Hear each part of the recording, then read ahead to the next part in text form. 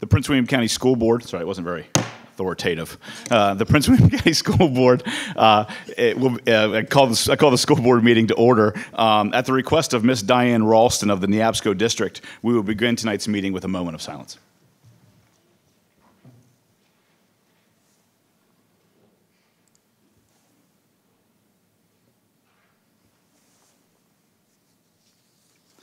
Thank you. Now to the pledge. Will everyone please rise for the presentation of colors by the JROTC Color Guard from Forest Park High School.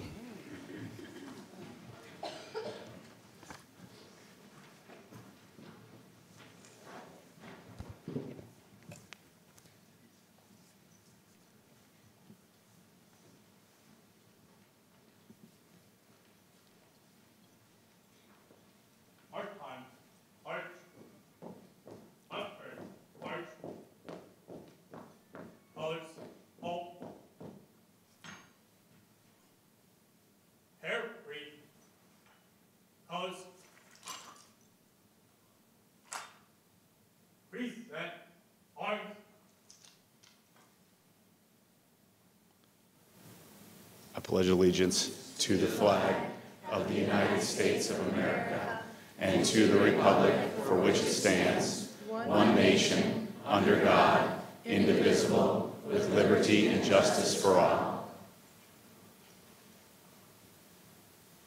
Order. Arms. Order. Arms. Arch. Time. Arch. Right turn. March. Forward. March.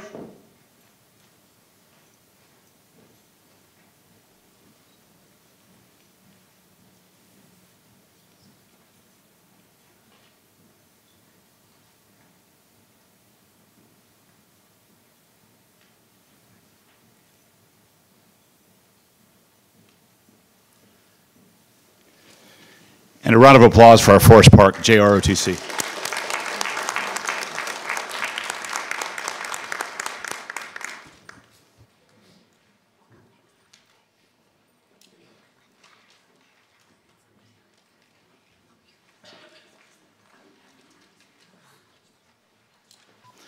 All right, moving on to the business of the meeting. We're on item 11.01, which is the approval of the public meeting agenda. A motion is in order.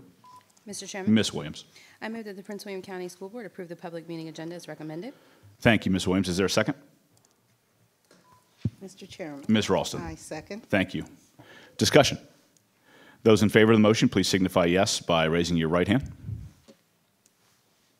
Thank you. Those opposed? Thank you.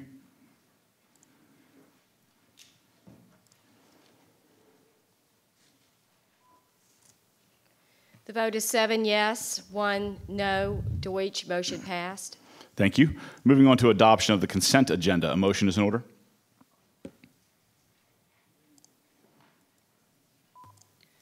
Mr. Chairman. Ms. Williams. I move that the Prince William County School Board approve the public meeting consent agenda as recommended. Thank you. Do we have a second? Mr. Chairman. Ms. Ralston. I second. Thank you. Discussion on the consent agenda. Ms. Ralston. Tonight, I'm very proud to be able to say that in Neabsco and at Garfield, we have a new name for, let me make sure that I'm going to say this correctly, for the cafeteria? No, auditorium. I'm sorry. For the, right here, auditorium. John D. Jenkins has been a wonderful steward for us in Neabsco. He has worked very hard at Garfield High School. So all of these wonderful accolades that he's getting, and this is a very thick document of people who thought that he deserved this particular honor, to have the auditorium named after him. And I happen to agree with that. And I thank him because he has been a true leader for me. He has helped me to understand my job here, sitting on this board, never telling you how to do it, but just saying you're doing okay. So with that, I guess I have been led well. Mr. Jenkins, can you please come forward? Dr. Saki, principal of Garfield. Thank you.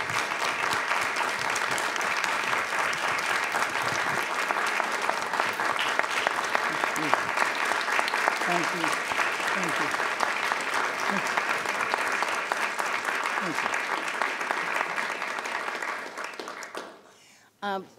Dr. Saki, would you like to say anything? And so we don't take forever. We'll let you talk in just a second, Mr. Jenkins. Well, it's an honor to be here with Mr. Jenkins. Mr. Bixby will join me in saying the same thing. He's really great champion, like we say at our school. He's there every time. He's there supporting the students, supporting the staff, supporting the admin team. So there's not one time what we didn't ask him to come that he said no. He always is there. And if he couldn't make it, he was present in many different ways. Mm-hmm. He is a great supporter of many programs. He has a great program where he serves the students, student athletes. He's there to deliver the certificates and, you know, the medals, whatever is there to be awarded, he's there. And knowing him as a person, he is a really great champion for education, and he's supportive. And I can't say enough about him, how he helped me as a principal of Garfield. I'm really honored to be standing here in front of him, and honored that we were able to name the auditorium after him. Thank you very much. Thank you. Thank you.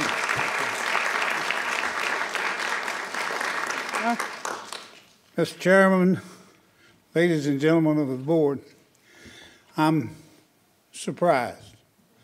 I really am. I knew that I had to come to this school board meeting because I got a directive from one of the staff members that told me to be here. They didn't tell me what for. So you have the good fortune of not having to listen to me rant and rave about the great things that could have been done. But we are trying our best to get things done, and I'm proud that I'm part of the Board of Supervisors that fully funded the budget for the next fiscal year. You all are doing a great job with our kids, and of course you'll hear from me if you don't. But that's just the nature of the environment that we operate in. So thank you very much for bestowing this great honor upon me. I'll try to live up to the standard that you set, the high mark. Thank you.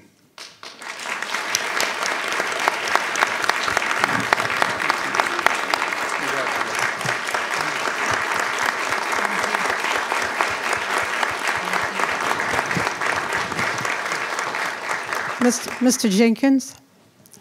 Mr. Jenkins, could you please return to the podium? Thank you. Thank you. I'm sorry. Over 30 years ago, we started a program called Martin Luther King Youth Oratorical. And as you know, that program was initial in the first high school was Garfield, and we had 1,000 people to our surprise. And then we knew we needed a bigger place, and we wanted to move it to Hilton Memorial Chapel. And it was Mr. Jenkins who talked to the Hilton, I think it was Preston Wines at that time, who was executive. He was a person, and he has a special, Mr. Jenkins has a special medal from the Prince William County Alumni Chapter of Delta Sigma Theta Sorority, who started this program. We've had over 3,000 people attend the Martin Luther King Youth Oratorical. It is one of the largest programs in the nation on that day, and I wanted to say thank you. I've also attended your Civitan where you have that reception and recognition of high school students. And of course, your wife, Miss Ernestine Jenkins, is also an integral part. I just want to thank you. My husband and I have been in this county since 1970, and when we came to this county, one of the first names we came to know was that of John Jenkins. Thank you very much for all that you've done. Thank you for your kind remarks. And let me just say, I'm remiss in not telling you earlier that this honor belongs not just to me, but to my wife as well.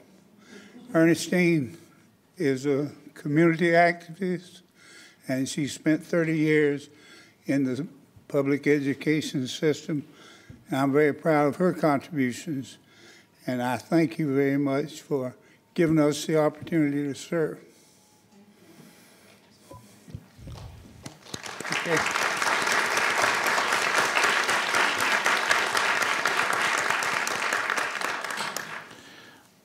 All right, I'll open up the floor to additional comments on the consent agenda. Ms. Satterwhite? Thank you, Mr. Chairman. I just want to thank Ms. Goss and our Prince William County School staff for recognizing National Tourette Syndrome Awareness Month. It runs from May 15th to June 15th. We do have many students in our school system who do have Tourette syndrome. It is a neurobiological disorder that manifests itself with physical tics and other issues. And I want to thank our staff for supporting this and the many other things that we put out there in support of the different months. We had Autism Awareness Month last month and then Tourette Syndrome Awareness this month. And I want to thank you for recognizing our students who do have some special struggles. So thank you very much. Thank you, Ms. Satterwhite. Anyone else on consent? Those in favor of the motion, please signify yes by raising your right hand.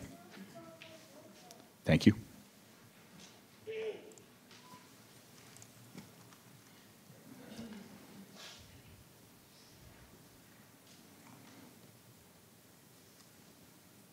The vote is 8 yes, unanimous. Motion passed. All right, we have a special presentation today. And before I kick it off to Vice Chairman Jesse, just want to say that I'm a proud supporter of the arts and the performing arts that have gone on at Woodbridge High School since I've been on the board. And I was tickled to see that Miss Jesse requested the special presentation today. So with that, Miss Jesse.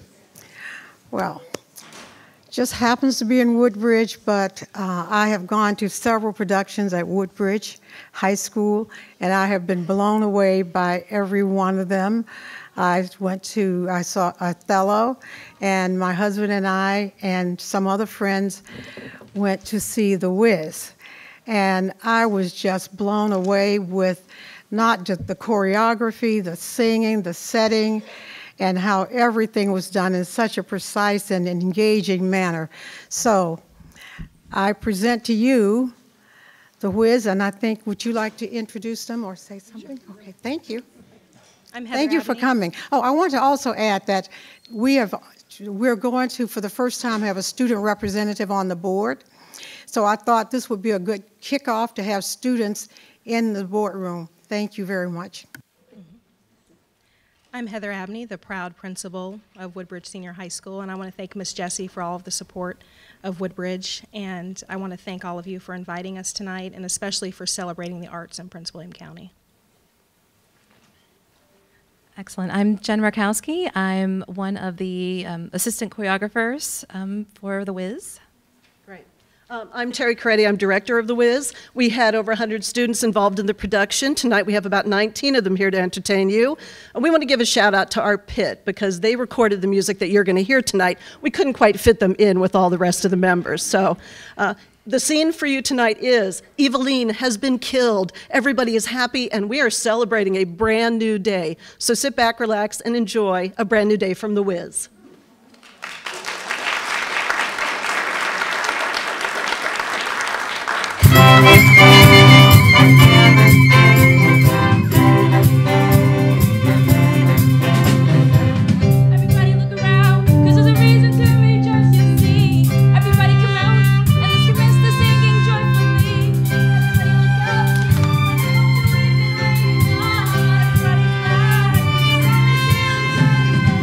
Freedom is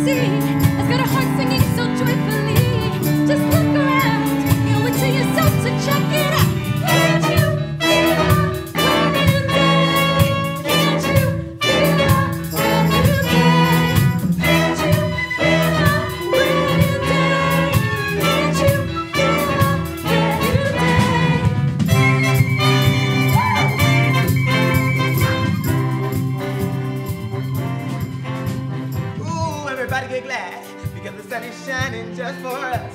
Everybody wake up into the morning into happiness. Hello, world. It's like a different way of living now.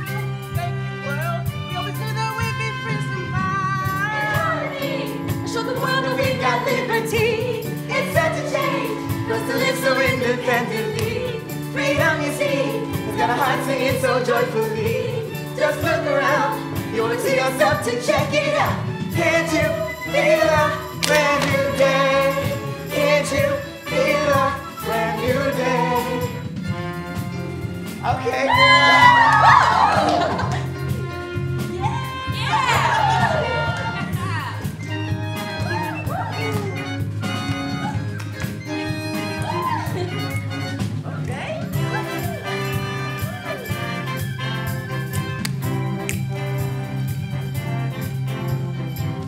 Everybody be glad because the sun is shining just for us. Everybody wake up. In the morning into happiness. Hello, world. It's like a different way of thinking now. Thank you, world. We always knew that we'd be free somehow. In harmony, let's show the world that we've got liberty. It's such a change for us to live so independently. Freedom, you see, it's got a heart singing so joyfully. Just look around. You owe it to yourself to check it out. Can't you feel a brand new day? Can't you feel a brand new day? Can't you feel a brand new day? Can't you feel a brand new day? Can't you feel a brand new day? Can't you feel a brand new day? Can't you feel a brand new day? Can't you feel a brand new day?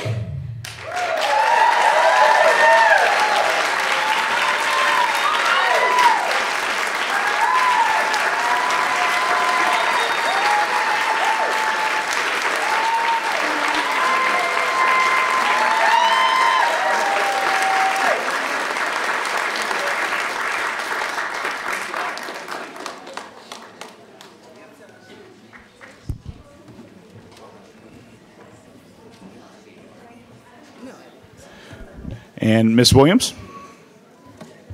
Before everyone heads out who just performed for us, because surprise, or as my little one would say, be prize. I just wanted to say thank you very much for coming. Thank you for performing in such a small, confined space and not injuring yourself and making it look wonderful. I really, really appreciate it. And from me, especially as a former Woodbridge High School student who spent time, that's right, spent time on the stage that you perform on behind that mic being an MC and was published in the Valkyret. And I don't know if you guys still have the magazine. Yes. Edis, thank you. When Miss Haley was running it. Yep. Yes. That's right. So I know. Yeah, I'm deep. I go deep. So I just want to say thank you because I don't remember ever seeing a musical performance in front of the board before. And I really appreciate it as someone who never gets a chance to make it to those things, to see a nice snippet. That was beautiful. Thank you for all of your hard work. And from one alumni to soon-to-be alumni, thank you.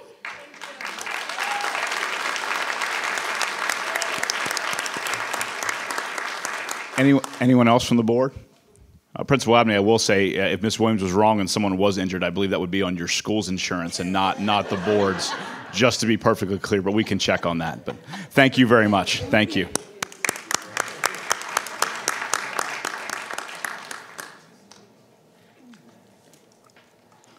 All right, we are moving right along to citizens' comment time. Depending on how fast everybody speaks, we certainly can get through everyone who signed up ahead of time. We'll see where we are on time as far as people signing up at the door. I'm going to announce our first 10 speakers. You can take the seats in the front row here. They are reserved for you. And we can go about our business that way. Everyone will have 3 minutes to speak. I'll keep the timer here on the computer, which will show up on the screen above my right shoulder, I believe. On that, it'll give you your 3-minute timer. At 30 seconds, it'll turn yellow. That means it's time to start wrapping it up. And at 0 seconds, it'll turn red, and that means it's time to stop. Please use proper decorum at all times when talking to the board, or we will ask you to step aside. With that, I'll call the first 10 speakers up. These are all 10 speakers who signed up ahead of time, just so you know. And so that's Luna Holst, Colin Relihan, Rachel Harvey, Daniel Roth, Basia Davis, Amir Mahid, Susanna Johnson, Tracy Helmick, Mark Raffa, and Barbara Larimore. Those are our first 10 speakers. And our first speaker is Luna Holst.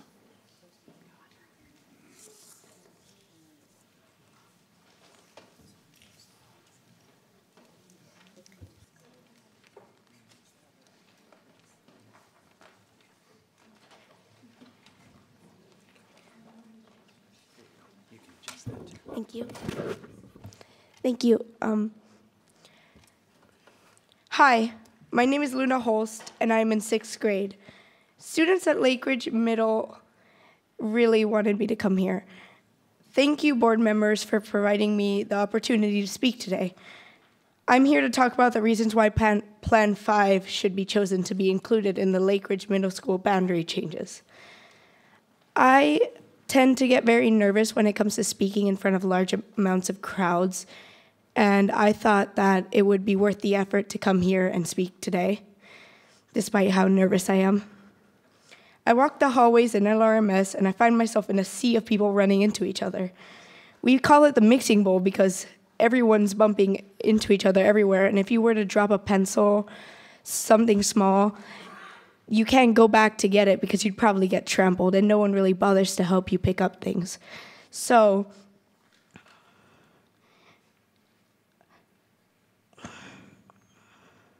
LRMS has had overcrowded hallways for a really long time, and they were originally made only to have a few students. Plan 5 would impact the situation in the least out of all plans.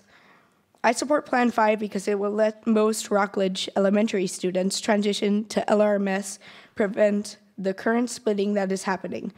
It will also allow the students to stay together from LRMS to Woodbridge, and I had to split up from my best friend when I moved to LRMS. It only makes sense to include the south side of Colby Drive for the boundary because the north side is already included, and it's a part of the LRMS boundary. Another reason is that Colby Drive and Tackett's Mills homes are within less than 2 miles of LRMS, making it convenient for the students to go to the school closest to them. I think Plan 2B is not good because my 2 cousins are part of the West Ridge community that is left out of Plan 2B. This is unfair for them and the others because they will be among the few that won't be attending the same school of most of the community. And my 2 cousins, who are younger than me, told me to say that because they weren't very happy about it. I think Plan 2B is not, for the reasons I believe that Plan 5 is a very good choice. One last thing, I support the rebuild of Woodbridge High School. It's the right thing to do. Thank you for your time. Thank you. Our next speaker is Colin Relihan. Colin? Good evening.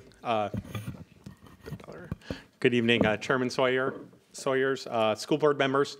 I would also like to talk about the boundary rezoning plan for Lake Ridge Middle School and Woodbridge Middle. I am a parent of 3. One is currently at Springwood Elementary right now. I'm a resident of Old Bridge Estates, and I would like to speak in favor of Plan 3 for redrawing the boundaries for the middle school. First off, from the perspective of a parent of an Old Bridge Estates parent, we would really like to see a couple of things that would really boost our sense of community, our neighborhood. One would be to essentially be reunited with the rest of Springwoods Elementary. Right now, half of the Springwoods students go to Lake Ridge, half of them go to Woodbridge Middle. That would be fixed if we went with Plan 3. All of the students would rise from Springwoods Elementary to Lake Ridge Middle School. Also, it would boost the community because, honestly, we're just down the road from Lake Ridge Middle. We can almost see it. And it can be frustrating to you know, right now my wife took a look the other day. She's been kind of keeping track of when the buses show up and in our neighborhood. Right now, buses coming from Woodbridge Middle School arrive in our neighborhood anywhere between 3:25 and 4 p.m. There's about a 40-minute difference, depending. I presume that's traffic going down Prince William Parkway or down Minnieville. And that's the type of thing that, you know, you worry about. You're sending your kid to middle school, and you want to have a better connection than having be stuck on the bus for that long. When I take a look at Regulation 264-2, I think Plan 3 really addresses, is kind of, I would say it's kind of a Goldilocks plan. It hits kind of that, you know, I know a lot of different aspects have to be balanced here, but it really hits that nice balance of improving transportation for students. Old Bridge Estates is pretty far away from Woodbridge Middle School as it is.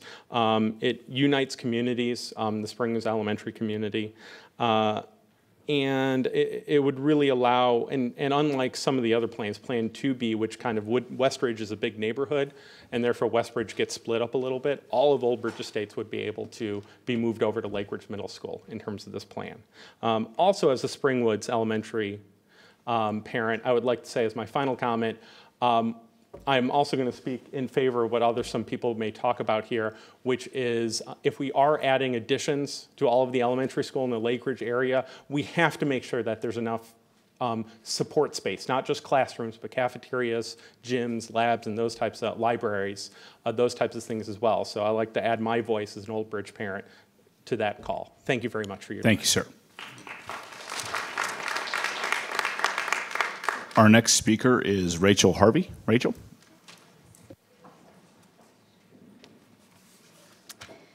Good evening. Thank you all so much for this opportunity to speak in front of you all this evening. My name is Rachel Harvey, and I'm a senior at Forest Park High School. Over the past few years, one of the most important people in my life has been struggling with mental health issues. I see this person every day and like to think I know them better than anyone. But when they told me about their bouts with anxiety and depression, struggles that I was oblivious to, I was at a loss for words. This person is my best friend and means everything to me. So how did I not see what they were going through? Even in our attempts to get help for this person, it took too much convincing for a voice to be heard. This person, my younger sister Naomi, means everything to me. I can't imagine being in the place of some of my fellow students who have lost incredible friends and loved ones over this past year to suicide. According to the American Foundation for Suicide Prevention, 44,193 Americans die by suicide each year. Their voices weren't heard. We cannot allow for any more of our friends and loved ones to be a number in 44,193. As a community, we need to make sure that we hear those voices and take action to bring awareness to suicide prevention.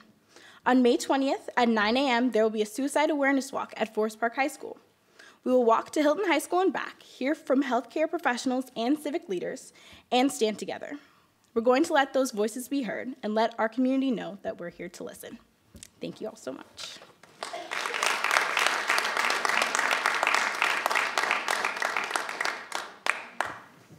Thank you. Lost my timer here, I apologize. Where'd I go? There it is. All right, our next speaker is Daniel Roth. Daniel?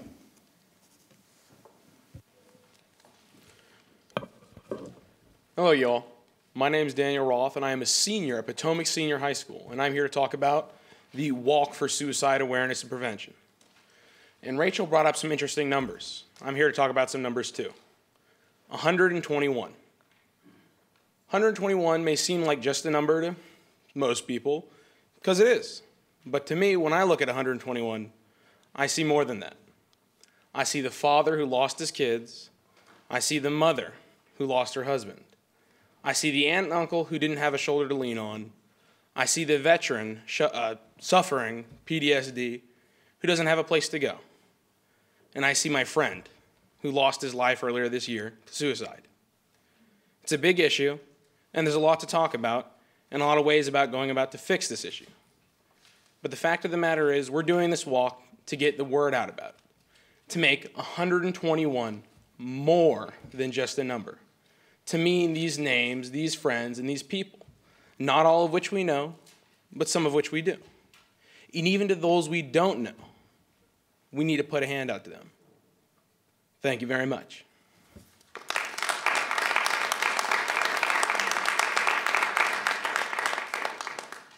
Thank you. Our next speaker is Basia Davis.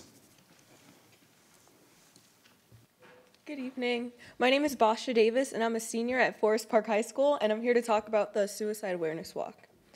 So according to the CDC, as of 2015, suicide is the second leading cause of death for youth ages 12 to 18. More teenagers and young adults die from suicide than from cancer, heart disease, AIDS, birth defects, stroke, pneumonia, influenza, and chronic lung disease combined. Each day in our nation, there are an average of over 5,240 attempts by young people grades 7 to 12. Our county has had multiple young lives lost to suicide, so I feel that it is very important to end the stigma of mental health issues so that people can get the help that they need and deserve. And it's important to raise awareness of this. This year, Forest Park's AP Government students will be coordinating the 3rd annual Suicide Awareness Walk. And on behalf of all of Forest Park, I invite all of the board and everyone watching and listening to come out on May 20th at 9 a.m. to walk from Forest Park to Hilton to #End the Stigma. Thank you. Thank you.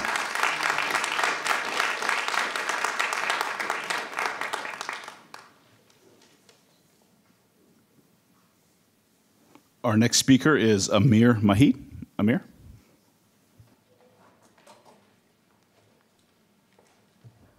Hello all.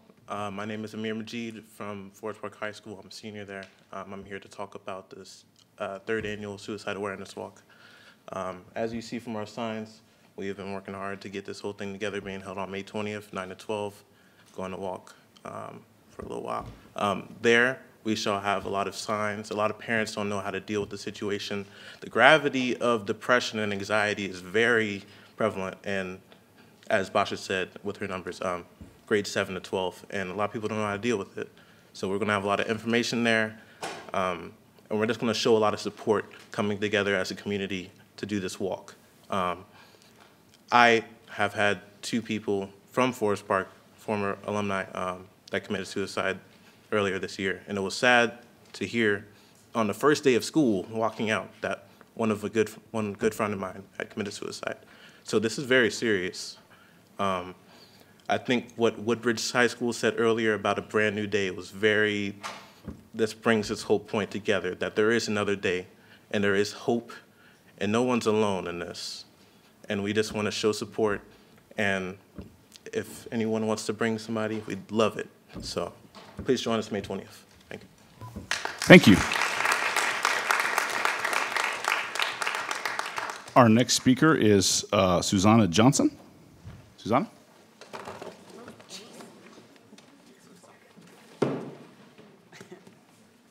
Please call me Sue. That's a hard act to follow, but I will try. Hi, I'm Sue Johnson, and my address is on file with the clerk. Thank you for this opportunity. I have a child at Old Bridge Elementary School, Lake Ridge Middle School, and Woodbridge High School. My family retired here, decided to stay in large part because of the education that my kids are getting, we're getting, and continue to get in Prince William County. So thank you for your hard work.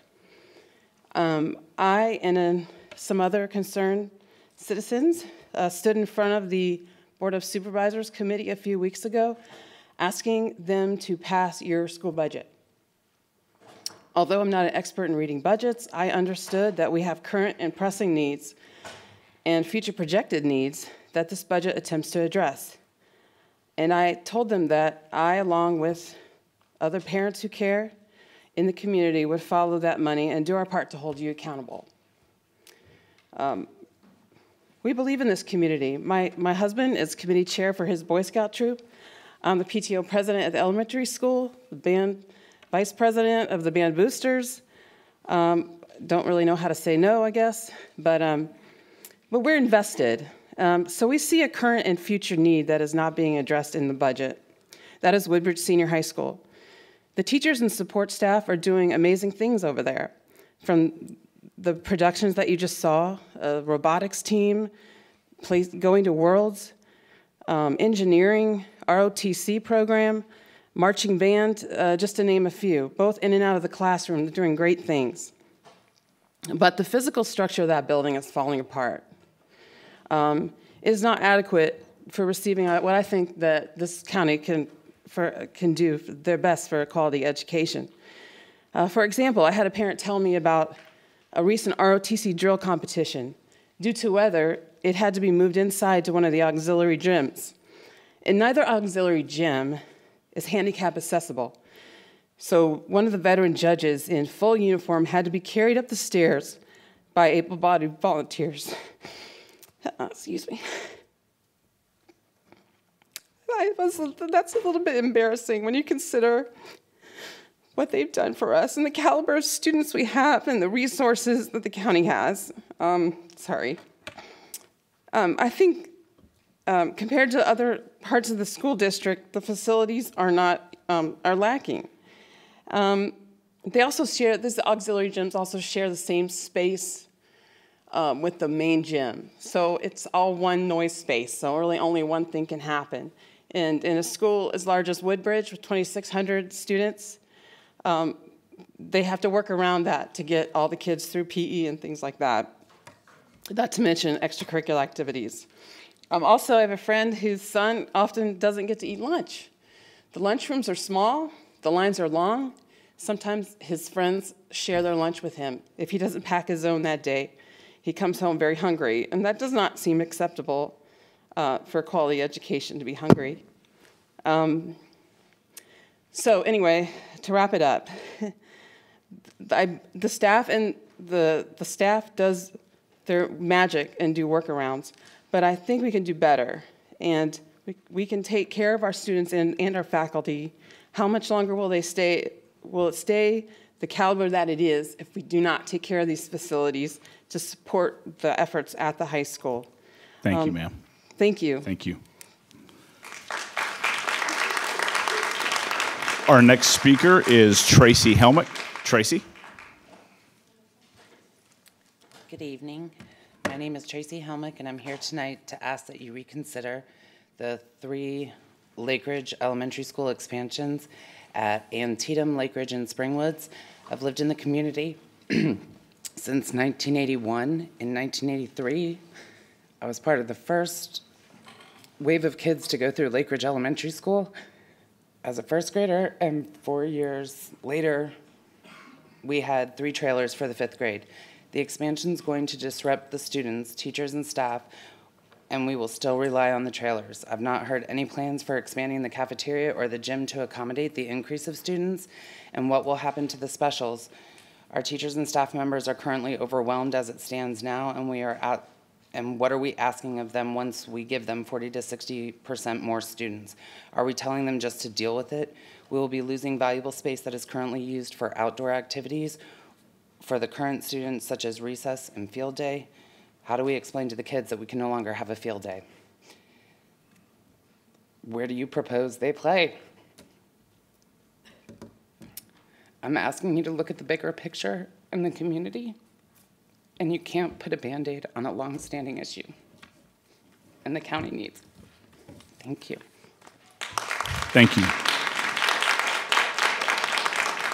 To the board, Speaker 9 is not speaking, I was informed, so we're moving on to Speaker 10, which is Barbara Larimore. Barbara? My Lake Ridge peeps. Whew. Hi, everyone. I wanted to address a little bit of recess, just because I wore my Recess Mom shirt today, just to say hi, and recess is still on my mind, but I wanted to also bring up the 13 classroom addition. As a Lake Ridge Elementary School mom, hold on, got it here somewhere. Hold on, there we go. As a Lake Ridge Elementary School mom, Lions mom, proud.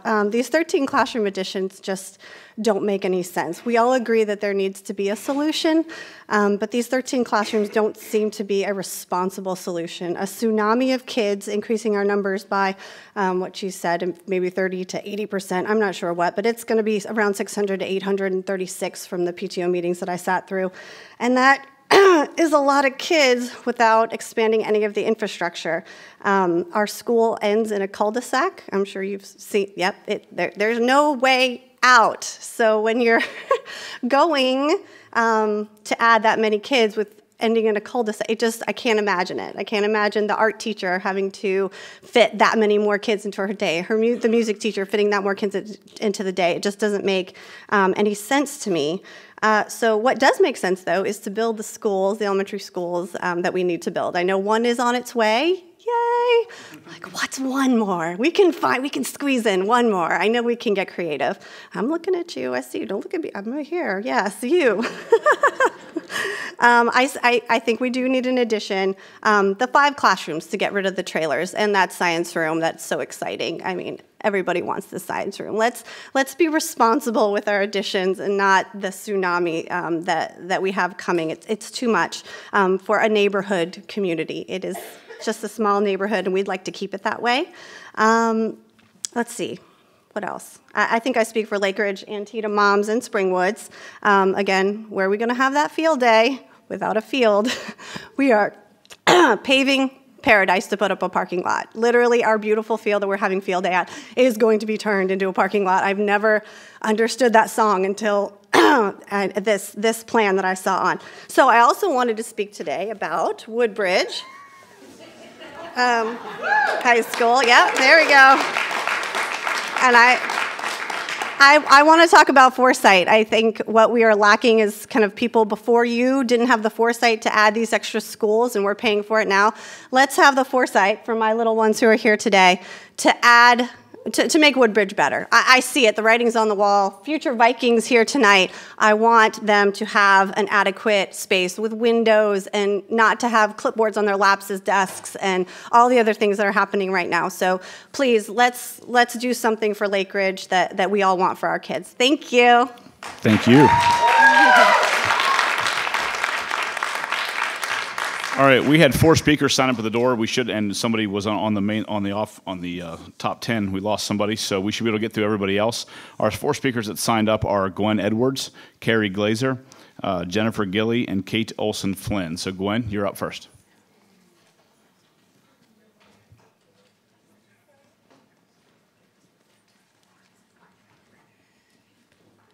Good evening, Chairman Sawyers, board members, and Dr. Walsh. I am Gwen Edwards, PWEA Vice President and the ESSA team member on the state level. My address is on file. PWEA's ESSA Town Hall was well attended. There were about 200 educators, students, parents, and community activists sharing ideas and collaborating regarding what's best for our students. Thank you to the 4 school board members who attended, and thank you to the 3 division employees who attended. It is our hope that you learned a lot and came away with ideas to improve education in Prince William County schools.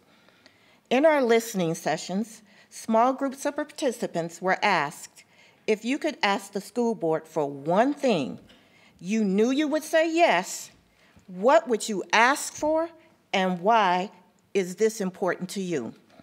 First, while there were a variety of concerns brought forward, not one person had anything negative to say about PWCS.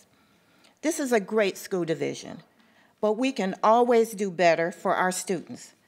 The top issues: less SOL testing, less testing on the local level, class sizes, employee salaries, lower class loads for counselors and specialists, a nurse in every school, technology equity, equity in funding, and more funding.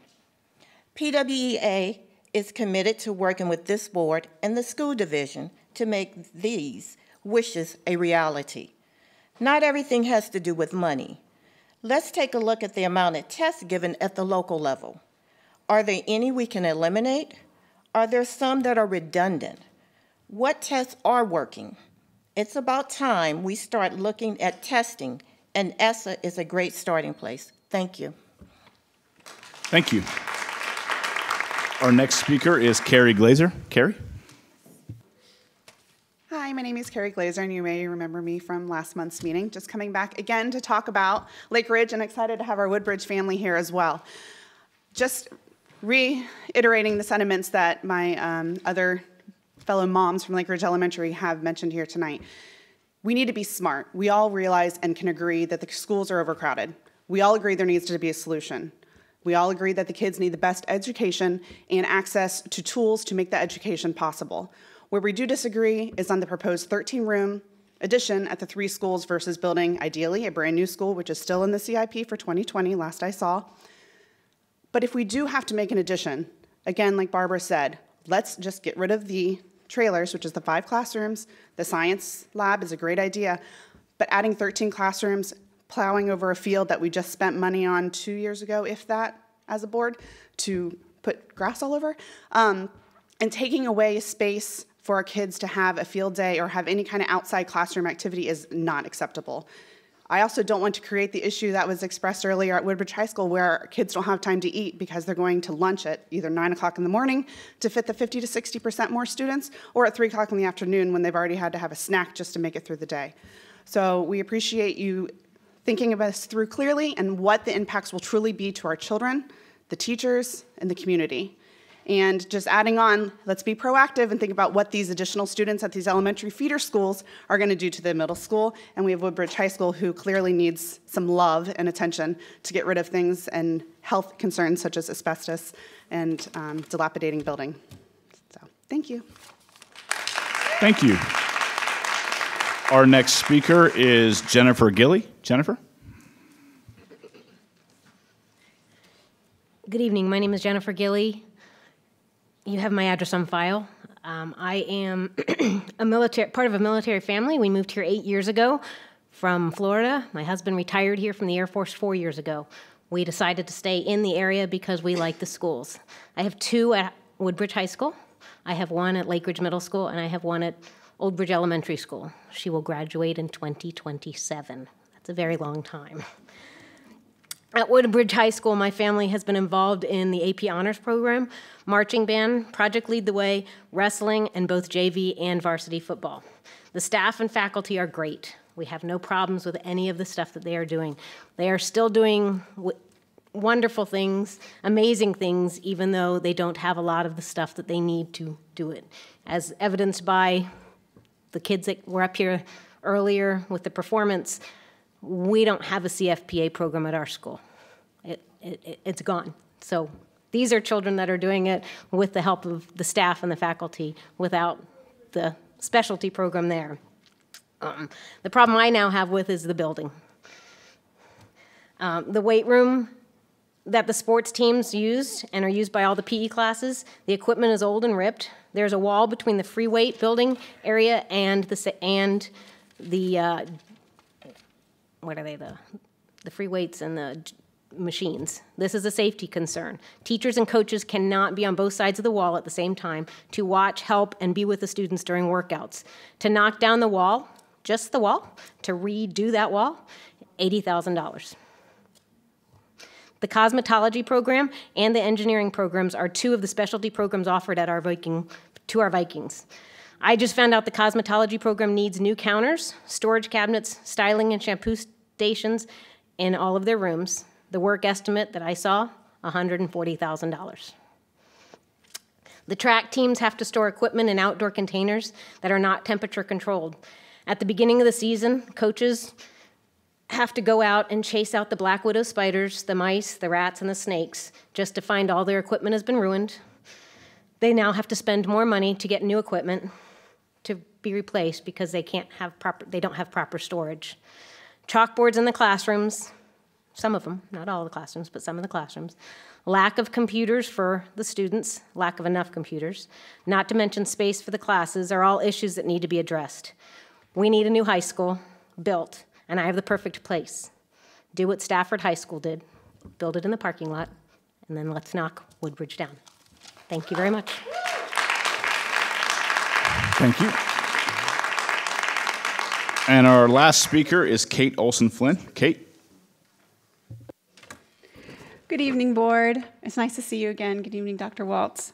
I'm here. All my friends and peers are here, and they've said pretty much everything I want to say, but I do want to say what I love. I love the Lake Ridge community. I love the teachers and administrators who are highly qualified, caring professionals that work in our schools. And as you can see from the performance tonight, they do a wonderful job with the children. I love my community. But there are things that I don't love. And that's the building and infrastructure. And it's very concerning. It's a safety and health issue for our wonderful administrators, our caring teachers and qualified teachers, and our kids, the students. It's not okay that they're in a building that has no windows and no real ventilation.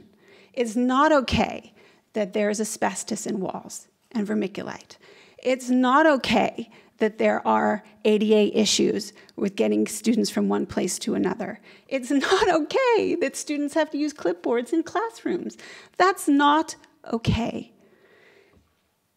So we need to rebuild our school. We really do. It needs to be on the capital improvement program plan. And that's just an equality issue. It's an equality issue in this wonderful county in which I love, which I decided to move here because of the schools, because of the diversity. I love that my kids are learning and playing and growing with students of all different races, ethnicities, and language backgrounds. All of that is awesome. I have nothing but good things to say, but our quality of the infrastructure in our community, in our high school, is not okay. And I would welcome you to go and check it out. Go see it. Take a look. And don't just go to the auditorium for the shows. You have to go to the classrooms to see where the kids are sitting with clipboards, where there's chalkboards, and there's only a computer for every 20 students. So we need to rebuild Woodbridge High School. If Stafford can do it, I know we can too. So please do it for our equality, for safety, and our health. Thank you. Thank you.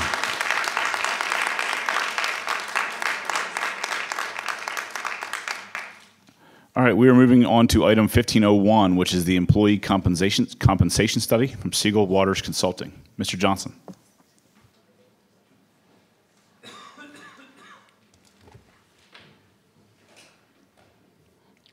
Good evening, Chairman Sawyer, school board members, Dr. Waltz.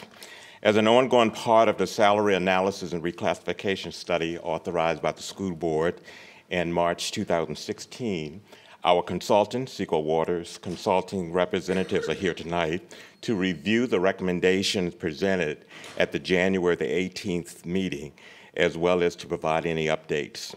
With us tonight is Mrs. Heather Kazemi, Vice President and Senior Compensation Consultant, who presented the report at the January the 18th meeting, and that is attached, as you see. Also joining her tonight is Mr. Elliot Sussels, who is the Senior Vice President of Siegel's Washington, D.C. office. He has an extensive experience in government finance and human resources. In fact, Elliot was our initial contact when we secured the contract for Siegel Waters, and he has been involved in overseeing the project. I'm glad that he's here tonight, and at this time I will turn it over to Heather and Elliot. Thanks, Keith. Well, we're here tonight to review just one page and one slide of the presentation that we shared with you in January. So I'm going to click to get there. While I'm clicking, thank you for inviting us back.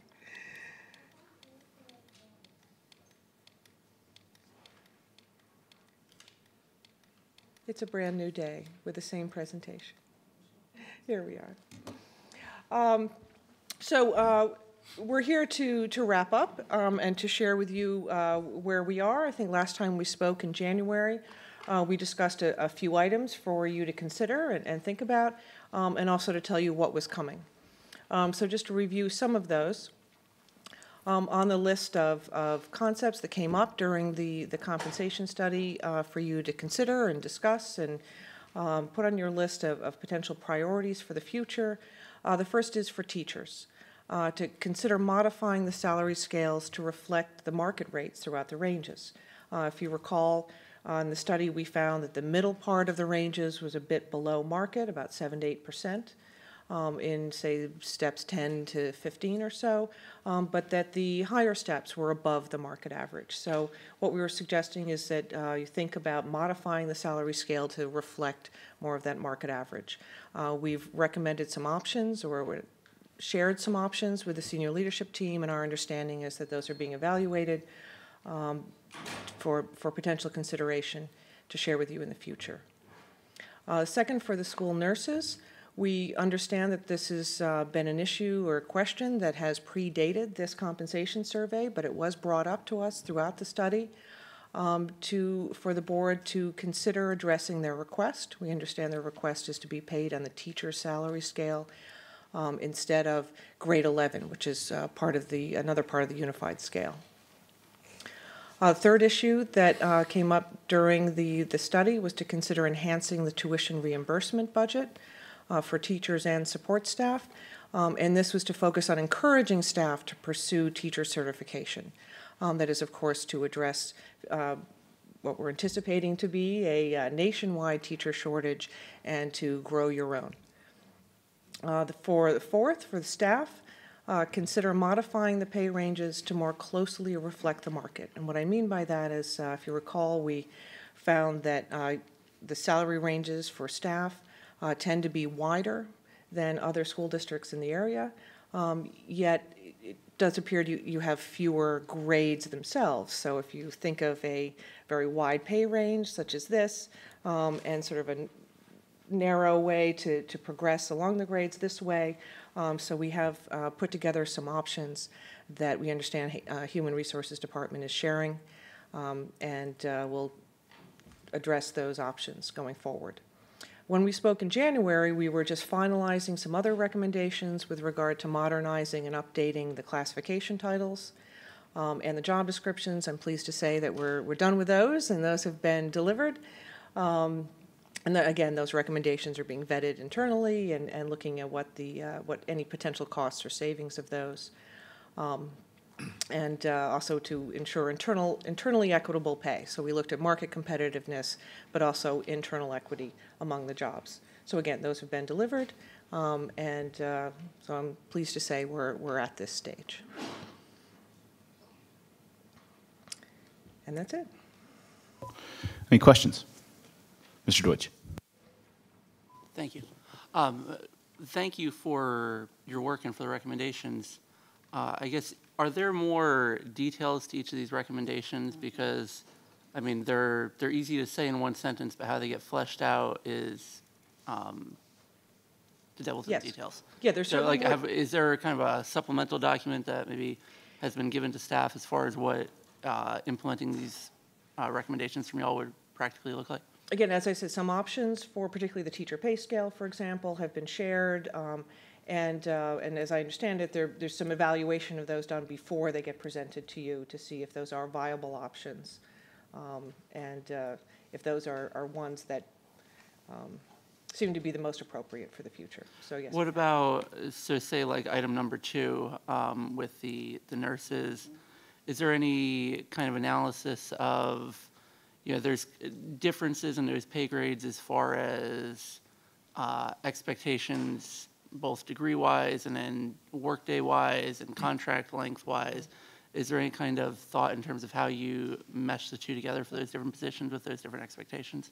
We thought you might ask. Oh, okay, good. So I did bring some supplemental information. If it's all right for me to hand it to the clerk to share with you.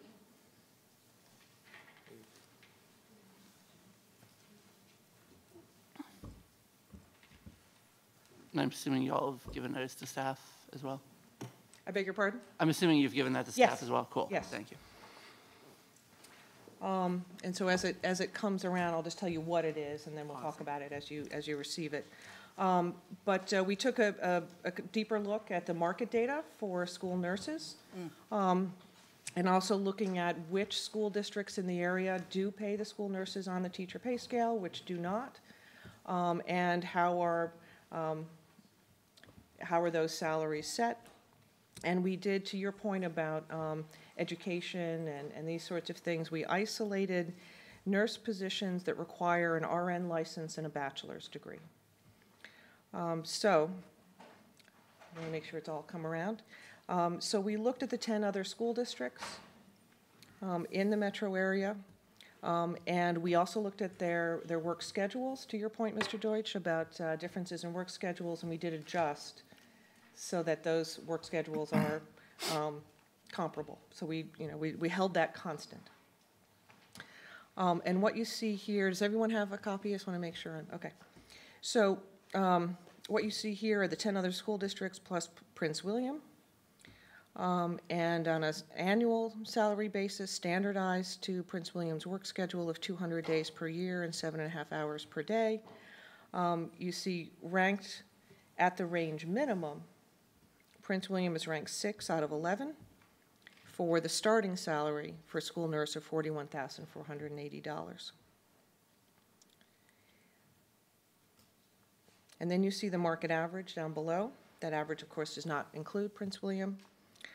And what we found in the market study is that the current salary range is 101% of that market average at the starting rate. That is, it's 1% above the market average, ranked 6th, but 1% above the average. At the range midpoint, however, the current salary range for nurses is 17% above that market average. And then as nurses progress through the range to the range maximum, that top end, so the top rate for a school nurse is 25% above that average. So again, that speaks to what I said, what I was talking about earlier about the width of the pay range being wider than the width of the range in other school districts. So then we also analyzed if the nurses are paid on the teacher pay scale, and here we're using the bachelor's lane, that's a standard degree to qualify as a registered nurse. You see at the top in blue, that's the current salary, the teacher salary, again adjusted to 200 days. And we compared that to the market average. And if nurses were paid on the teacher bachelor's lane, the minimum rate would be 17% above the market average. The midpoint of that range, 37% above the market average, and at the maximum, 48% above the average, and it would be at the top of the market in the metro area. So in other words, it would be ranked 1 instead of currently rank of the starting rate ranked at 6. Okay. Question? Mr. Deutsch, you still have the floor if you'd like it.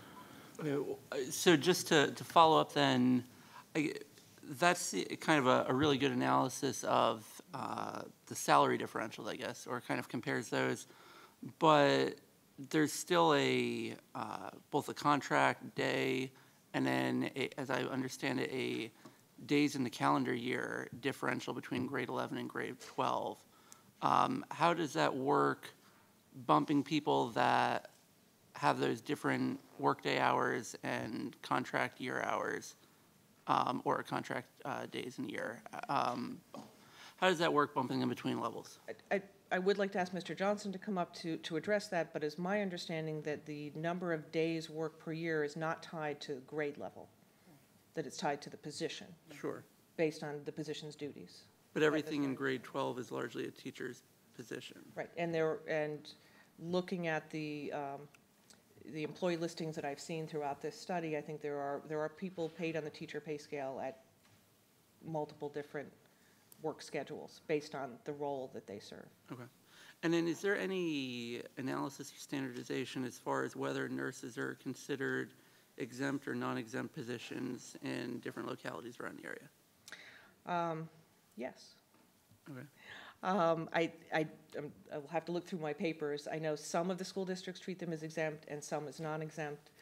I can, give me a minute, I can look through and see if I did bring that information with me, but I know it's not I can't say that there's a prevailing practice for that. There's some do and some. Yeah, if there's any data on that and what the strengths and weaknesses were to both, that would be helpful. This is why I brought him, because he handed me the I carry the paper. I'm a boss, but I carry the paper. You got a darn good title to carry the paper.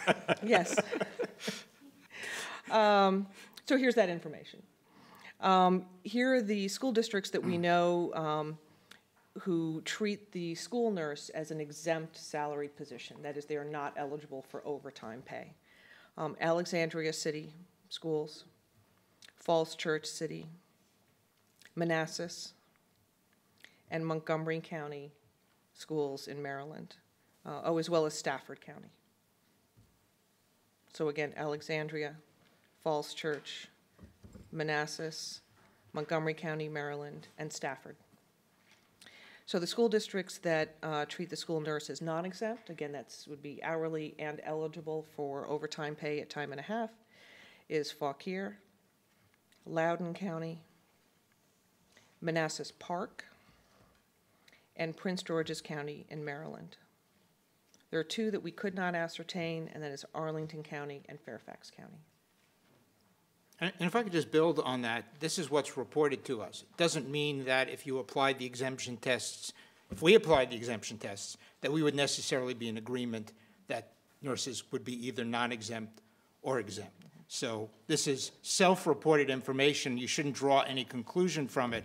The real issue is if a job is non-exempt, obviously they're eligible for overtime. The question then becomes, are any of these school systems using nurses in a situation such that they would be earning overtime, right? So the exemption status is, I mean, from a legal standpoint, has meaning to it. The different application of it raises certain questions, but from a pragmatic standpoint of nurses' earnings, it's really a question, an operational question of how are they used?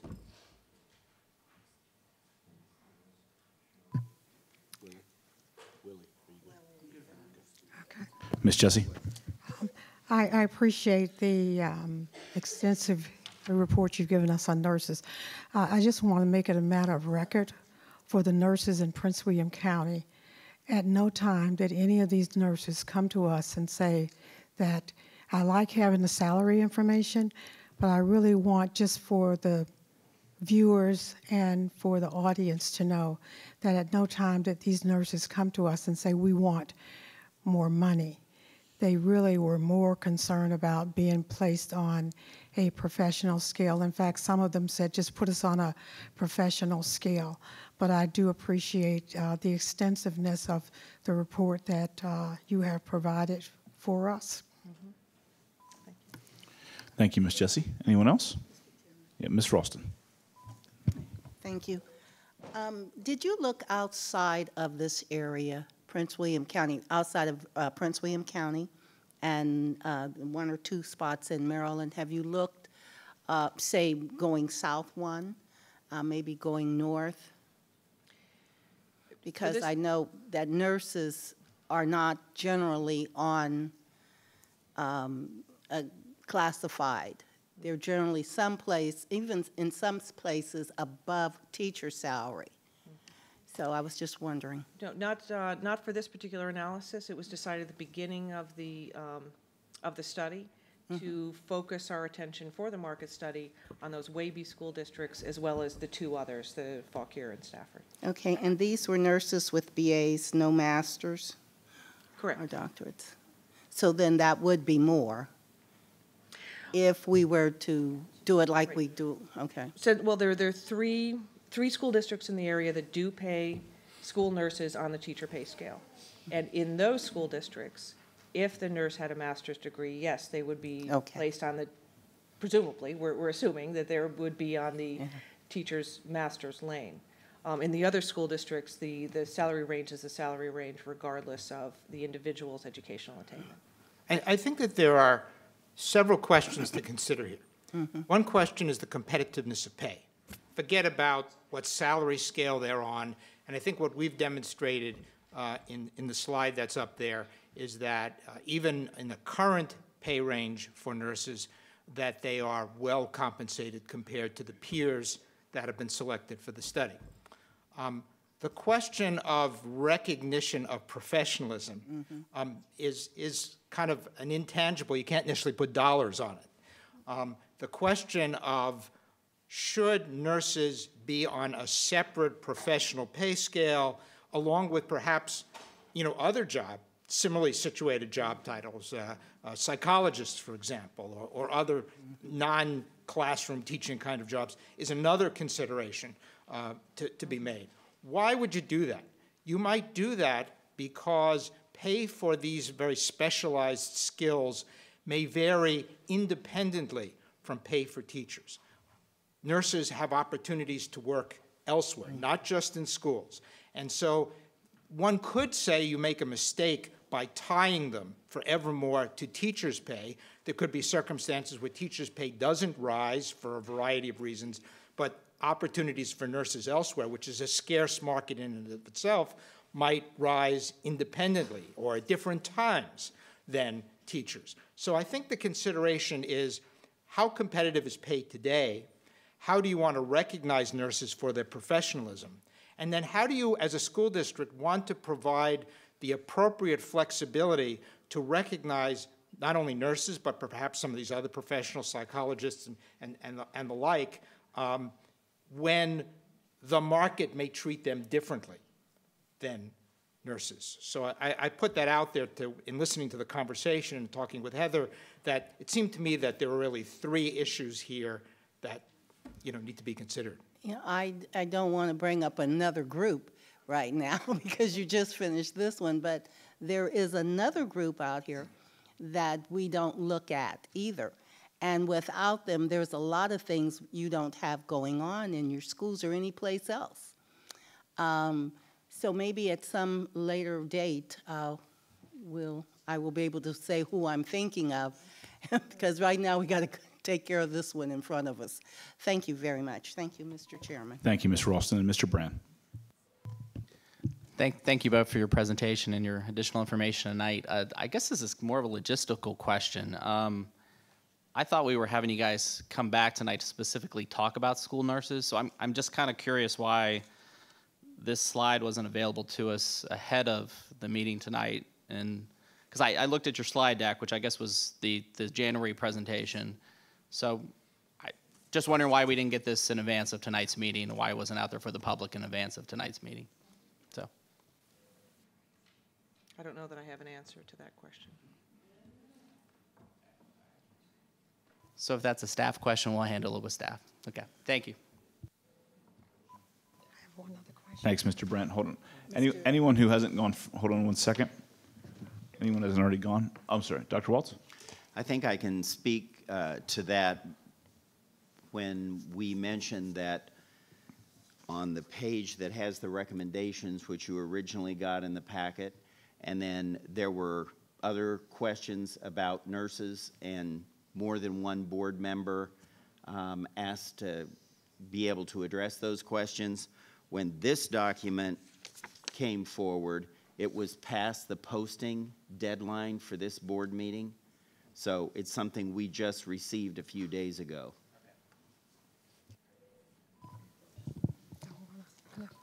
Mr. Wall. Thank you. Real quick. So I'm looking at the hours. I don't know if we addressed that, or I think you brought it up a little bit about the nurses. Ours is 7.5. When you looked at other jurisdictions, did you guys get a breakdown of the number of hours that the nurses are working on their? I don't have that information with me. Sorry. Okay. Because one thing to note is if we did move them down to that at the bottom, the teacher's pay scale, where it's above market average with the salary, not only would they be going up in salary, but our teachers have a 7-hour workday, so they'd be losing a half hour as well. Right, and again, we adjusted these salaries to reflect what the current schedule is. Okay. And work rules are sort of beyond our, the concept of pay rates here, but I just don't know if anything would change in the nature of a school nurse's work as a result of moving to a different grade on the pay scale. I don't know if that's the case, but we did look to see, we did adjust in terms of going down to an hourly rate for the other school districts and Okay. at a 7.5-hour day. Okay. Thank you. So that, to say it another way, this assumes that we're paying folks on a consistent basis for 1,500 hours in a year. Okay, so if you wanted to do it on an hourly rate basis, just take any of these numbers and divide by 1,500, but it is on an apples-to-apples basis, including comparison to the teachers. Thank you, Mr. Ms. Williams. So I just kind of want to get a short and sweet of it. And from looking at this and from the information that you provided to us and from what we have here currently in the school system, so this was done on a longer day than we currently have for our staff, because it's only a 7-hour day, not a 7.5. Is that correct? Does it apply for nurses, or are they 7.5 as well? The nurses are currently 7.5 Okay, on so the it's grade there straight. currently. And we pay, if I understood, a percentage over the market, the current market rate? It was like 1%? 1% at the starting rate, so the step one. Okay. And the pay range has 29 steps to it. Right. So at the middle of that salary range, that salary is 17% above the market average, the average of the other 10 school districts. Okay. The 17 above. And then at the top rate, the step 29 is 25% above. And there was no clear determination on the impact, I guess you could say, of moving them from one scale to the next, as we have heard currently being requested. It sounds like our pay is competitive and comparable to what's the going rate in our surrounding counties and state and, I guess, nation's capital. I just think precision is important here. And so for the record, at the entry pay, we are saying that entry pay for school nurses here is at the market average. Okay. Okay? As you progress through the pay range, as you go through those 29 steps, the competitive advantage that you have grows dramatically. So you are now at the top of the range, paying 25% more than the average, just compared nurses to nurses. Okay? If you were to then take those nurses and put them on the teacher's bachelor's lane, you are exacerbating that. You're making it worse. So instead of it being at market at entry, you're now at 17% over market. At the top end, instead of being 25% above the market average, you'd have doubled that to almost 50%. Okay. Thank you. I just wanted to ask you to reiterate it, because most people look at our pay scale and our salaries and what our teachers bring home, and myself included, you feel, I'm sure as we all do when we look at our paycheck, that we should be paid more. And I'm of the proponent that people who work in our school system are never quite paid enough, because they spend the majority of time with our children and making our nation's future. So, I mean, I think that's a pretty big job. I appreciate you coming before us. I think overall the theme that I'm hearing from you consistently is that we basically just need to update what we have, our written documents, the way that it's presented, the way that we operate is sort of antiquated in the sense that our scale is outdated, it's old, it's more of a days gone by model, and people are sort of, that's my own words, not yours, and that companies and other hiring institutions are sort of updating and bringing their language and their descriptions and the way the scale appears into a more modern era. And that, to me, seemed to be the message that you were providing to us overall. And I just wanted to make sure, because I think as a board, our job is to be at a very high level. And it's up to us to make sure that we're moving in the right direction. And I think that's what you were trying to do. So I just want to make sure that I myself understand, because it's still hard a little bit to wrap your head around, because we hear from nurses or janitorial staff or secretaries or teachers all the time, and we all recognize the need to want to pay them more. So again, just thank you for reiterating it, but it's, you know, it's a concept I think that is a little shocking for most of us. So thank you. Okay, thanks. Thank you, Ms. Williams. Ms. Jessie. I wanted to make sure I was clear on something. And somewhere in your report, I read it today, you said 76% of our teachers are in the first half of the scale. And when I look at the scales, it appears that there can be an appearance that when you look at the max, that teachers and people in Prince William County are making a great deal more. But am I understanding that when you look at where they start in comparison to others, that for example, bus drivers, when we look at the bus drivers, it seems that the max, if you live long enough, for lack of a better term, you can achieve a greater salary, but entry-level considerations will not. Am I correct on that? Yes, I think we talked about this in January, that right now, the way your salary scale is structured right now, at the entry rate, on average, looking at all the jobs we looked at, it's right about at market average, very similar to the school nurse finding Yeah. that we're looking at here. But the maximum end Yeah, is highly market competitive. yeah. And But so it requires tenure and a great deal of experience. I want to ask you a question on, and it's not, I assumed that you guys were going to be talking about several items tonight. So on bus drivers, for example, I was looking at speech pathologists and a couple other people where their incentive, because they're difficult to hire areas. Bus drivers. I was in another county and they had the big sign, we're looking for bus drivers, we're looking for bus drivers. And when I looked at the Waby report, our bus drivers are not as competitive, but again, when we looked at the top of the scale, they were. Incentives, for lack of a better word, an incentive for bus drivers, hard to hire people, those categories, speech pathologists, special ed people. Have you found that there are counties where there are incentives for those hard to hire people, and what kinds of programs, if you have seen any, can you share with us? Yes, we have seen some of that. I don't want to overstate how much we've seen of that, but it is a slow growing trend. I did not bring the data with me here, but we have seen, I believe it's Alexandria, that has incentives for hiring hard-to-fill educator positions. I can get more information on that if you'd like me to come back, but it's a slow-growing trend. We have also seen some recruitment incentives sort of across the board, looking to sign recent graduates from teacher programs earlier in the year and in the season to lock in those. So we've seen some, again, slow growing, but some interesting creative ideas to recruit individuals that are in those hard to fill positions, ESOL positions and so on. I make note of that because we talk about there's a difference between equity and equality. Equity may mean that you've got to step up a notch if you want to stay with the rest of the pack.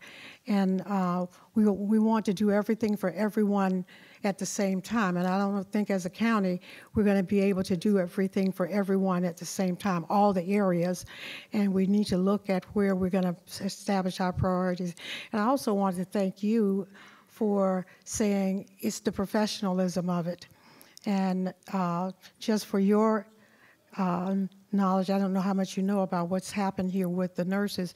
The nurses are asking us to treat them as professionals, and I don't know, it does involve change in status and changes in rank because I have been a principal and I know how important it is, and I know that there are federal kinds of guidelines also that because these are life-saving individuals. So I appreciate what you said about treating them as professionals because that's what they're asking for. Thank you. Thank you.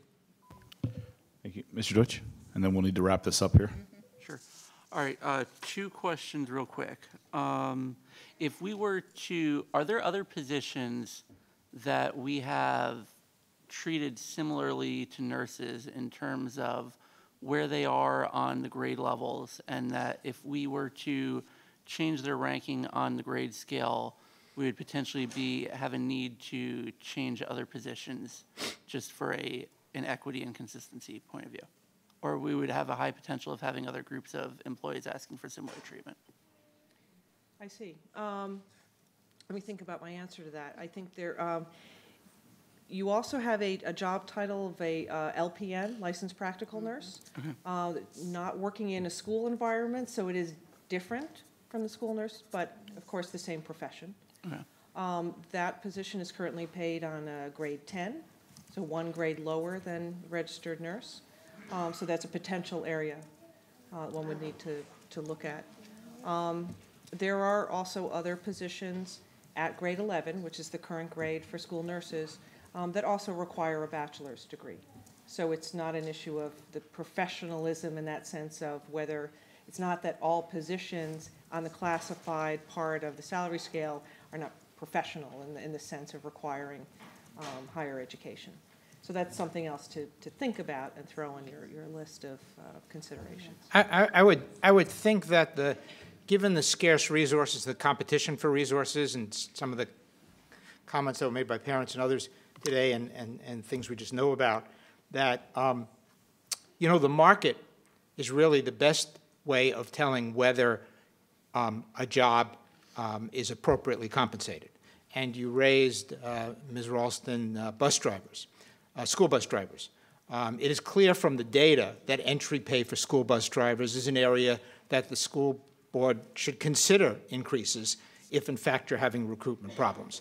On the other hand, looking at nurses based upon the market data, not about their professionalism or anything like that, they are well compensated. And so in the poll between how do I spend scarce resources, I think if you look at the market data, that might help strategize and prioritize where those limited resources are applied.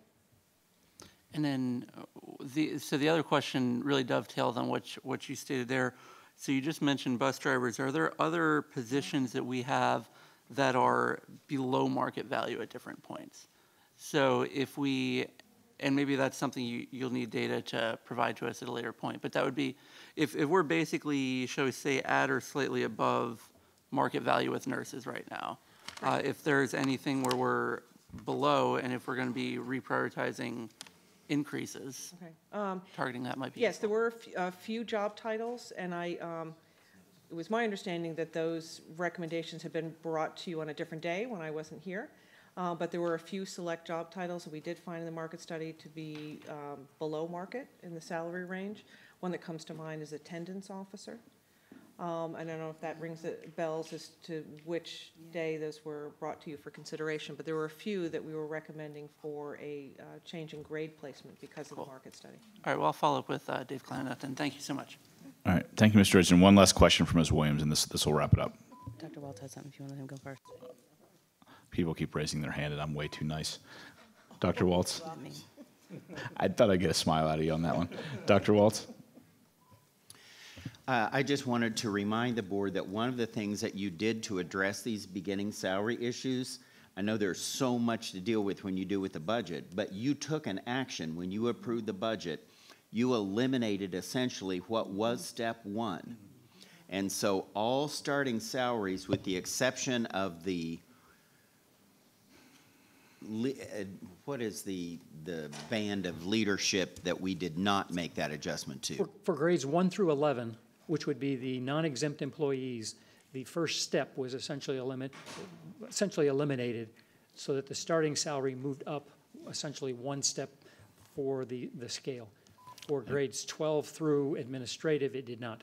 And that's because it did not show that same need. So I just wanted to remind you that you've actually taken some very good action through the budget process to address the starting salary. Thank you, Dr. Waltz. And Ms. Williams to wrap this up. Thank you, Mr. Chairman, who's giving me the eyeballs to wrap this up. I just have, I hope, a very simple question for you. And I know that you provided information to staff based upon this report. I just wanted to know, within that information, was there anything based on current practices for people who are looking for jobs? I mean, I think that the reason why I'm asking is because I think most of us, and I'm going on a limb and assuming, but I think most of us approach this subject based upon our experience, and depending on where you fall in your work-life professionalism, some people think that you get a job and you stay 20, 25 years or long-term, and then we have sort of a new crop of people coming in who are like, I'll die before I can retire, so I have to job hop, which is sort of currently goes on now. I've run into a lot of hiring managers, depending on where they fall on that generational scale, who will or will not accept that, and I think that that's a current trend. Is there information for us to look at in relation to how that has developed in the market, and whether or not you see that to be a continuing trend? Because I think that that is something that would be important for us to consider as we go down this path, keeping in mind on how people look for jobs and how people in today's society anticipate staying in the workplace? Right. Well, thank you for that question, because that does remind me that there are a few items I still need to deliver to staff, but some things we've discussed, haven't put in writing yet. But I think what you're addressing is both recruitment and retention. And we have certainly talked about the issues of retention. One of the items on the earlier slide was about tuition assistance, and that is definitely a trend we're seeing to encourage retention of employees, is that those kinds of benefits are becoming more common, more popular, and also more meaningful to employees, as well as on the retirement benefit side. I know in this area, nearly every school district is in VRS, but also any supplemental retirement benefits that could be available to employees should they do stay. As you say, there is a growing trend of hopping, but to encourage folks to stay, those supplemental retirement benefits are also. And then following along with that, is there any consideration to population sizes within the workforce, as far as, like, we know that we're experiencing shortages in certain specific jobs and staffing? Are we seeing any relation to the amount of people in the workforce decreasing and that contributing to it as well? Something that we should be thinking about. I want to make sure that I know that you provided a very thorough, in-depth analysis for us. I'm just trying to think of things so that we don't have to, like, call you in the middle of the night and say, hey, those type of situations, and really try to have a big picture, holistic look at it. So I just want to know if those things were included. I don't need any specific details. Right. But that one, we haven't thought about it just in terms of the supply and demand of different skill sets and sort of where the market, where the workforce trends are going. That's not something we've talked about yet. Okay, thank you. Thank you all very much for your presentation. Mr. Chairman, if I could make a slight correction. I had indicated that steps 1 through 11, we had taken it, it's actually 1 through 12. So the teacher scale as well the teacher grade is also a grade in which we eliminated the first step. So it was actually grades 1 through 12, not grades 1 through 11. Thank you for the correction. Thank you, sir. All right, item 16.01.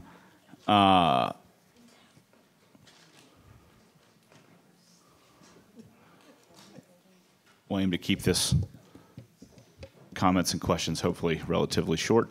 The item 16.01, which is the student housing for middle school attendance area. Mr. Bixby. Thank you, Chairman Sawyers.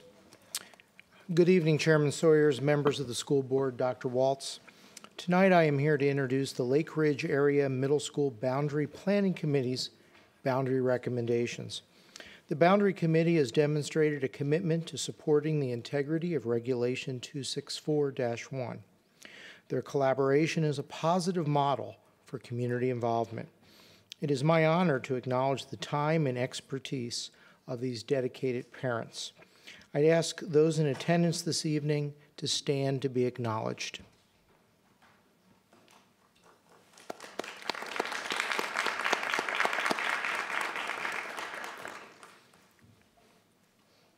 Here with me this evening is Dr. Matthew Cartledge, Supervisor of Planning, Office of Facility Services. Dr. Cartledge.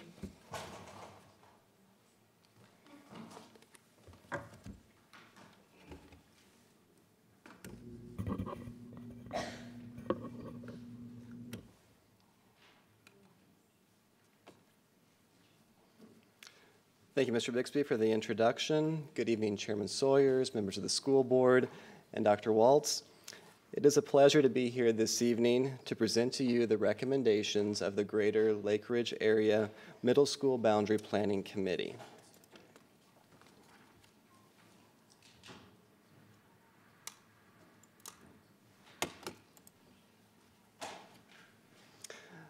I will begin the presentation with a brief discussion on the current and projected school utilization rates for those schools affected by this boundary planning project. Then I will move on to mention the future capital improvements that are scheduled for the middle school level. Subsequently, there will be an overview of the boundary planning process. Lastly, I will present to you the boundary recommendations that are being put forth by the committee. The presentation will first shift its focus to the schools included in the scope of this boundary planning project and their respective capacity utilizations. The map here demarcates the attendance areas of the middle schools potentially affected by the construction of a 13-classroom addition at Lake Ridge Middle School. The schools consist of Lake Ridge Middle School and Woodbridge Middle School.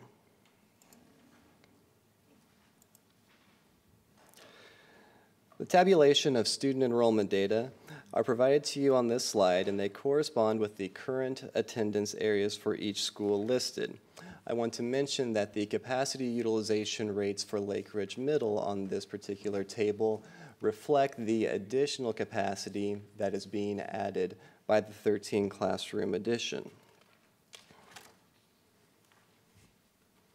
Therefore, if you direct your attention to the projected 2018-19 capacity utilization for Lake Ridge, you would see that it is 87.1%. Woodbridge Middle is projected to be 147.6% based on the current attendance areas. Please also note that between these two schools, there are 5 portable classrooms present. Their presence suggests that the particular instructional programs that are being offered at these schools and the number of students attending them exceeds the ability of the permanent classrooms to address and accommodate these needs. By the 2021 school year, over $80 million will have been allocated to fund projects to house middle school students in the eastern part of Prince William County. The classroom additions at Lake Ridge Middle School and the Potomac Shores Middle School opening will add approximately 1,700 permanent middle school seats in eastern Prince William County.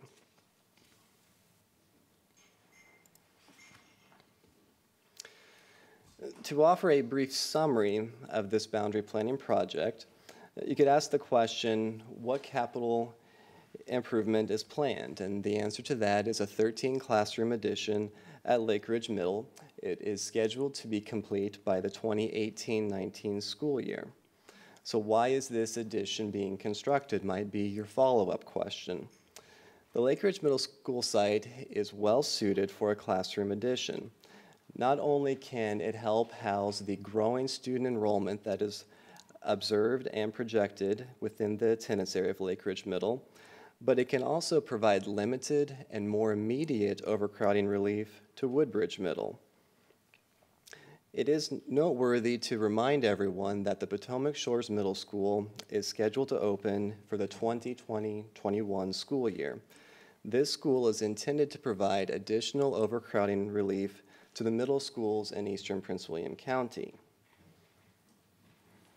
As an important point to mention, this boundary planning project, whatever boundaries are ultimately established, it is the recommendation that these boundaries go in effect for the 2018-19 school year, not this coming 17-18 year, but the year afterwards. This will be in concert with the classrooms being constructed, being complete and ready to house students. The presentation will now shift its focus towards the boundary planning process. The Code of Virginia allows a public school division to employ pupil assignments to its schools. The boundary planning process is governed by School Board Policy 264 in concert with Regulation 264-2. Over the course of the next few slides, I will discuss these in greater detail. School Board Policy 264 provides for the creation of a boundary planning committee to assist in the middle school boundary planning process. The committee assisted in soliciting public input from the community. This came in the form of conversations, social media, and email exchanges. The committee was also instrumental in the creation of additional boundary plans, including those 3 that will be presented later this evening. Its members utilized 2 community meetings to gain public input so that those in the general public could provide their perceived concerns or merits of the boundary plans under consideration. These meetings were held at Woodbridge Middle School on March 20th and March 29th. The committee's role in this boundary planning process concluded with the final report that has been provided to each of you for your consideration. School boundaries are ultimately based on the need to provide for instructional effectiveness and the health, safety, and general welfare of all students. Throughout this whole process, the staff and the committee have served in an advisory nature to you all, as it is the school board that ultimately does establish the boundaries. Regulation 264-2 served as a metaphorical roadmap and offered guidance to the committee for the creation of its boundary plans. Each boundary plan attempted to balance enrollments at the affected schools within plus or minus 15% of the overall capacity utilization. It also sought to minimize the number of times that a particular geographic area had been reassigned at a specific level. Each boundary plan also attempted to facilitate the efficient transport of students, avoid the splitting of small neighborhoods, improve the geographic progression of communities, and consider the demographic balance. The Boundary Planning Committee considered 3 demographic variables on each plan that was provided to the public for its review. There were 3 variables on the right side, as you will see also in your final report. These demographic variables consist of limited English proficiency students, those students who qualify for ESOL services, those students who are economically disadvantaged or qualify for free or reduced price lunch, and lastly, those students who self-identify as minority or non-white. Awareness of these data provides for the drawing of boundaries that embrace diversity among our schools. The responsibilities of the Boundary Planning Committee are summarized on this slide, and as Mr. Bixby did a few moments ago, offered the school division's appreciation for their service. As you can tell, there are a number of responsibilities on this slide, and there were several hours dedicated to this process. The Office of Facility Services would like to also extend its appreciation to the committee. At this time, I'd like to begin presenting the 3 boundary plan proposals that were drafted by the Greater Lake Ridge Area Middle School Boundary Planning Committee. It's noteworthy to mention that none of these proposals assign neighborhoods away from Lake Ridge Middle School. In other words, all 3 proposals only add to Lake Ridge Middle. The attendance area is, in essence, growing. I'll begin the plan with the presentation with the one that was most commonly referred to as Plan 2B. And it was tempting to say not to be, but I digress.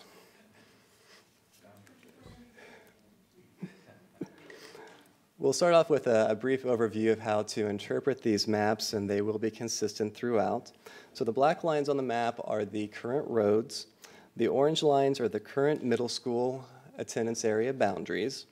The pink shading represents the proposed boundary or attendance area for Lake Ridge Middle, and the green represents the proposed boundary for Woodbridge Middle. So the shaded areas that are not outlined by an orange line are the modified boundaries being proposed. In Plan 2B, the reassignment area consists of a portion of the West Ridge Homeowners Association.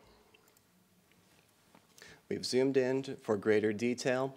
The streets that are listed by their name, these are the streets that are being proposed for reassignment.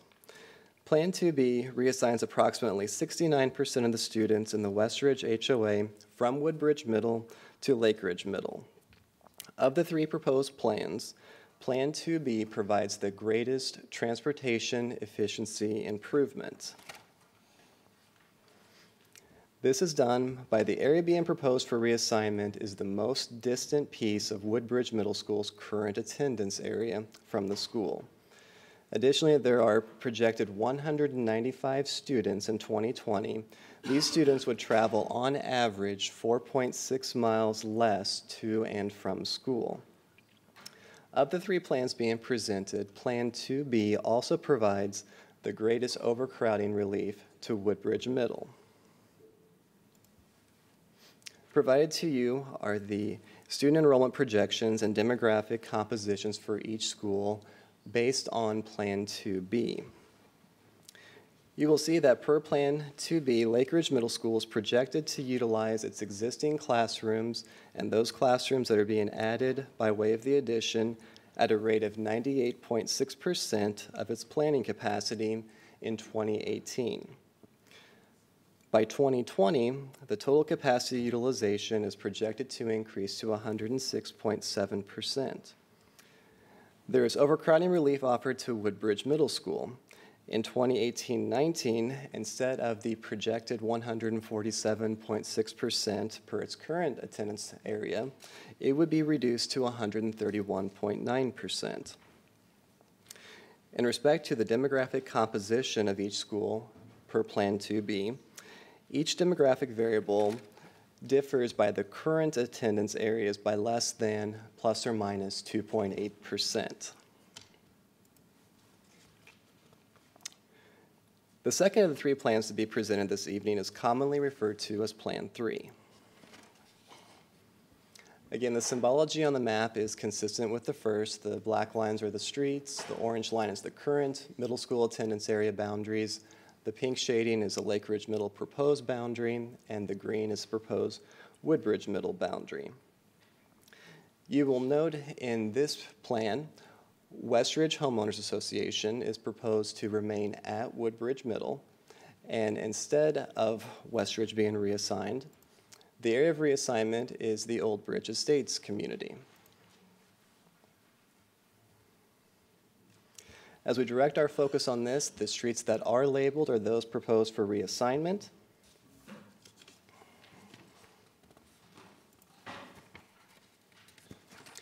Moving on to the table for the projections and demographic composition per Plan 3, you will see that Lake Ridge Middle School is projected to utilize the existing classrooms in the addition in 2018 at a rate of 96.2%.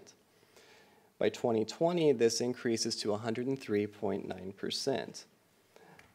Looking at the overcrowding relief for Woodbridge Middle, the 147.6% is avoided, and instead 135.2% of capacity utilization is projected in year 2020.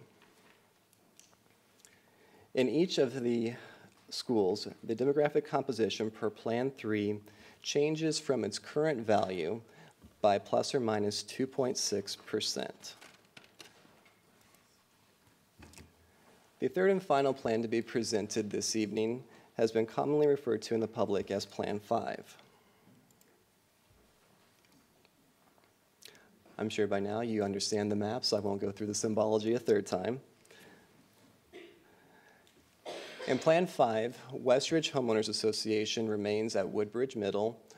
The Old Bridge Estates community is proposed to remain at Woodbridge Middle. And the area of reassignment are sections of Lake Ridge along the Colby Drive and Harbor Drive roads. The streets that are labeled on this map are the areas that are proposed for reassignment.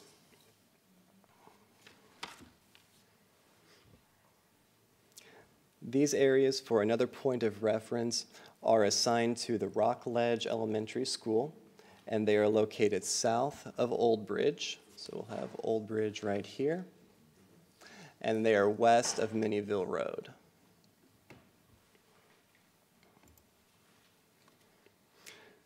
Provided now on the screen are the associated student enrollment projections and demographic compositions for each school per Plan 5. In Plan 5, Lake Ridge Middle School is projected to utilize its capacity at a rate of 95.3% in 2018, and this is projected to increase to 101.9%. The overcrowding relief in Woodbridge Middle is expected to be 136.4% in 2018 instead of the current boundaries, which is 147.6%. In respect to the demographic composition in Plan 5, each demographic variable varies from its current value by only plus or minus 1%.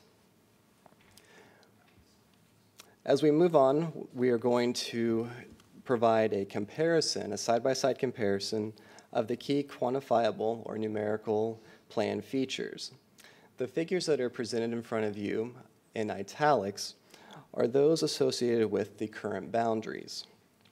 The light blue shading for Woodbridge Middle is consistent through each plan and will allow you to review a side-by-side comparison of the plans.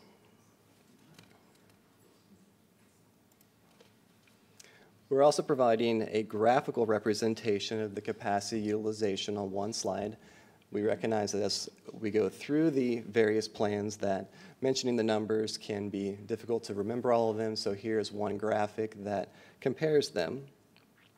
So in Plan 2B, which consists of reassigning a portion of the Westridge Homeowners Association, this plan offers the greatest amount of projected overcrowding relief to Woodbridge Middle. Plan 5, which you may recall, involves reassigning a section of Lake Ridge that is in the attendance area of Rockledge Elementary and is south of Old Bridge Road and west of Minnieville Road. This plan exceeds Lake Ridge Middle School's planning capacity the least amount at a projected 101.9%.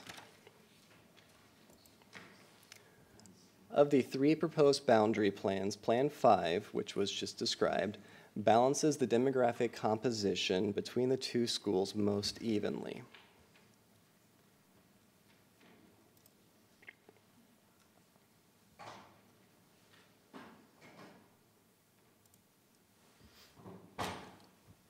One of the other considerations in the Regulation 264-2 is trying to provide for an efficient transportation. In respect to improving transportation efficiency, Plan 2B, which involves reassigning a portion of the Westridge HOA, provides the greatest transportation efficiency improvement. Plan 5 provides the least transportation efficiency improvement, as is indicated on this table.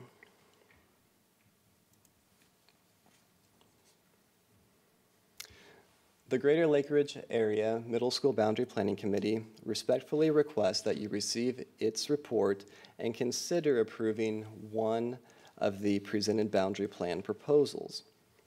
When the committee members were asked which of these boundary plans do you most prefer, 6 committee members most preferred Plan 5, 1 committee member most preferred Plan 2B, and another committee member most preferred Plan 3.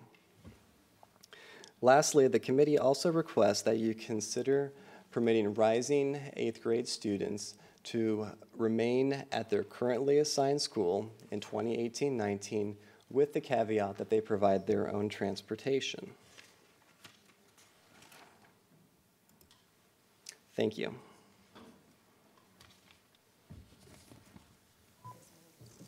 All right. Questions? Ms. Williams? My question is, what's the best way to phrase this? It seems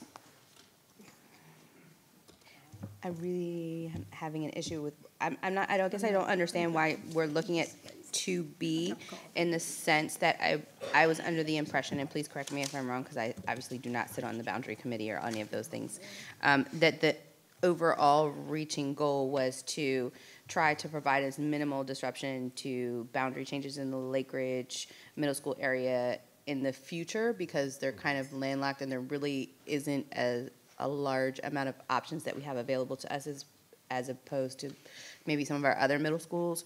So, I mean, I know I attended one meeting where that was discussed, and I'm wondering if there were any other plans that maybe we're not seeing right here, right now, that also provided relief but did not potentially put Lake Ridge Middle School up for rebounding in 2020 like Plan 2B does. Yeah, that's pretty much my question. Sure. I just don't want to look at a school plan. Use your mic, please. Use your mic, please. I'd rather not look at a school plan if it means that we're going to go back and have to reboundary, because it's something that we specifically started this process with trying to avoid in the future. Unless I'm wrong in my understanding, which is possible because I don't hear everything. So I just wanted to know. Absolutely. Let me please speak to that. The preliminary plan was the only plan that was drafted by the planning staff. That was the starting point for this boundary planning process. The committee took that, considered it, gained input, and then made modifications and made a series of other plans, 3 of which you are seeing this evening. In the preliminary plan, one of the central intents was to look at areas that, as you identified, are farther north and away from Woodbridge Middle, knowing that in 2020, the Potomac Shores Middle School is going to be opening, and there are going to be additional boundary adjustments in eastern Prince William County for the middle school level. There was a difficulty trying to find a delicate balance between incorporating the public input and the wishes and preferences of the Westridge Homeowners Association, and trying to be professionally respectful of what is that capacity of Lake Ridge Middle. So we essentially, in the beginning, the preliminary plan, 38% of the Westridge HOA was proposed for reassignment to Lake Ridge. That evolved and increased to Plan 2, which was 66%, Plan 2B, which is 68.8%, and right now, leaving Lake Ridge Middle right at that 106% capacity utilization, that is right at the ceiling of potentially not considering it for boundary readjustments in 2020. But at the same time, there are other plans present, like Plan 5, that puts Lake Ridge Middle at 101.9%. You can compare the two and know that Plan 5 has a much lower chance of including Lake Ridge Middle and boundary adjustments again compared to Plan 2B. One last question. I think that we hear a lot as a board, especially from our elementary school parents, and I remember very vividly being one, and I'll be one again soon, that feeling of, I think that's so far, because I have a high school student now, and this is just me talking, that seems to be the most community spirit, close, tight-knit group that you kind of get at a public, in your academic career as far as parents and students go, because you're really starting out and you haven't gone past elementary. And I just kind of, I want to know if when we're speaking to our boundary committee, and I know part of our regulation speaks to matriculation as far as elementary, middle, and high school, if there's any attention paid to our highly regarded specialty programs and the rate of students transferring, and just kind of opening the committee and other parents in awareness that it's not necessarily always the case that you will end up, regardless of where the boundary is, in the same school as your best friend when you hit 6th grade or when you go on to high school, or if anybody speaks to that, because I think that's a great big unknown, and I think that most parents, especially when you're starting in elementary, are not so focused on that as an issue, and that's something that we hear from parents being very concerned about their children and transitioning, and I think that plays heavily into it. And I know that it's not, everyone doesn't go to a specialty program, but I think that that's a large thing that if we aren't considering now, we should speak to our committee members on, because people actually move here for those things. So I think the rate of applications and people utilizing those services will probably grow, because it's one of the things that makes us so awesome. So I just wanted to know from the flip side, if that's something that we speak to when we have the committee and they're formed, and if we could, speak to it again when we have our public hearings too, because I think that's an important factor to consider. It would be for me, being an elementary school parent. I didn't know. You just don't think about those things, and I think that would be important to emphasize as well. So, yes, and as you identified in the regulation 264-2, which is that roadmap that the committee is using to create each boundary plan proposal, one of those parameters is considering the geographic progression from elementary to middle and to high school. And with that being said, Westridge HOA right now is really in a pretty distinct situation where it's a large community and it happens to all progress to the same middle school. And this is not the norm in the county. And so with that being said, we strived as hard as we could to get more and more of the community into Lake Ridge Middle. At the same time, we had that professional responsibility of monitoring what is that capacity utilization at Lake Ridge Middle. Because as we know, those in the public, the Board of County Supervisors, the school board, there are many voices being leading the charge for reducing the reliance that we have in this division on portable classrooms. So again, there's that delicate balance between trying to accommodate the wishes and that sense of community and maintaining that from elementary to middle school, and trying to use our permanent space in a responsible way. Thank you. Thank you, Ms. Williams. Who's next? Ms. Jessie. I just want to first say thank you to the parents on the committee. I know that all of you are not here because you had a very challenging job making these decisions. You know, it's in that Lake Ridge district. Mrs. Williams and I both share those districts, but I was there for the initial and your preliminary plan, and then I wanted to also say that to Mr. Beavers and to you two that you guys do a phenomenal job. You're so calm, or on the outside you are, but there were so many different requests, and the thing that I noticed is that everybody's request was written down, and when you returned, you addressed those. You tried to, I think, wasn't there up to like 6 different plans, or? There were. Yeah, I know. I couldn't keep them all in my head, but you really tried to accommodate the people. And one of the things that I said to, I think at Old Bridge and to the parents, with these boundaries, somebody's not going to be happy. And the job is to make the least amount of people unhappy. When I look at Plan 2B, it looks like a small segment of West Ridge was left out. It's over by Quarterhouse. Is it Quarterhouse Lane? Those apartments or something in that area. And then when I look at Plan 5, there was such an outpouring for that West Ridge group, and I'm just wondering, the thinking between Plan 2 and Plan 5, can you share with me what the committee's views were, the different versus Plan, because overwhelmingly they went for Plan 5? Yes. So the preliminary plan, from the point of the preliminary plan to 2B, there was an evolution of trying to incorporate the public input and the public preferences of those in the West Ridge HOA to have more and more of the community staying together and being reassigned to Lake Ridge Middle. In respect to Plan 5, it was an alternative. In the first community meeting, many from West Ridge HOA voiced that we have a strong sense of community, despite the fact that we have over 1,500 housing units in our community. There's a strong sense of place, and we want to remain together. The committee took that feedback and crafted other plans that gave them that preference, but the school assignment to meet that wish was to leave them at Woodbridge Middle and not affect them in this boundary changing process.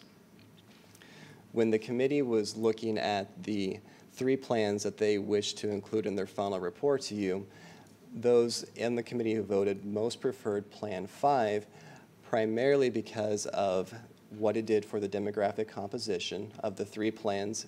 It balances the demographic composition best between the 2 schools. It also puts Lake Ridge Middle in 2020 at about 101.9%. So there's that respect for the capacity of the school, that intent to avoid the need for portable classrooms to come in. The other factor was looking at the geographic progression. So this is an area that the Colby Drive residences on the north side of Old Bridge Road, those currently do attend Lake Ridge Middle. So in that essence, there is kind of a unification of the rest of Colby Drive and those areas assigned to Rockledge Elementary to progress together to Lake Ridge Middle School. I also want to thank you for not taking the existing student population in Lake Ridge Middle out and moving them to another school in order for new students to come in and take seats. That was really important to me, that you see a new addition coming on, because I'm going to have new additions or something. I'm not sure what I'm going to have in Lake Ridge, but new additions, and I know the parents there would not like to see their students who are in the building be moved to another school so that someone else, when we do that boundary kind of consideration. I want to thank you for that. My last question is, on Plan 5, when I look at this, am I the 143 that's going to happen with Woodbridge Middle, which means they'll be at 143.6 capacity, am I right? So how are we going to balance that off? Would that be movement of whom? Of which group? What do you anticipate with that? I think I'm following your question. So in 2020, when Potomac Shores Middle School opens, how might the Woodbridge Middle School attendance area be modified? Is that the question, or no? I'm wondering if some of those students who have been moved would there be a movement or shift of people who just moved over there to move out to Potomac? Oh yes, I'm following you now. So the intent of this project was to try and make adjustments that were on the northern section of the Woodbridge Middle School attendance area. These would be sections that are farthest from the Potomac Shores Middle School opening. We did that with the intent of trying to avoid that, what some people call ping-ponging a neighborhood. They're at this school now for 2 years, and then they're back to this school when boundaries are adjusted again. So there will be another committee that's formed in 2018 of parents and community members, and they'll go through the similar process again. So they will be aware of which neighborhoods had just been moved in 2018, and we will do everything that we can to avoid reassigning those same neighborhoods at that time. Well, I want to close by just, again, thanking you for this is an extensive amount of work, and I really appreciate this little cheat sheet, because all those different pieces of information, I think it makes it easier for us as a board member that we can look at the pros and cons instead of trying to analyze it ourselves. I really do appreciate it. And again, thank you very, very much. Thank you. Thank you, Ms. Jessie. Anyone else? Going once, going twice? Thank you very much. Thank you. All right. Mr. Klein, you're up. Third quarter budget review.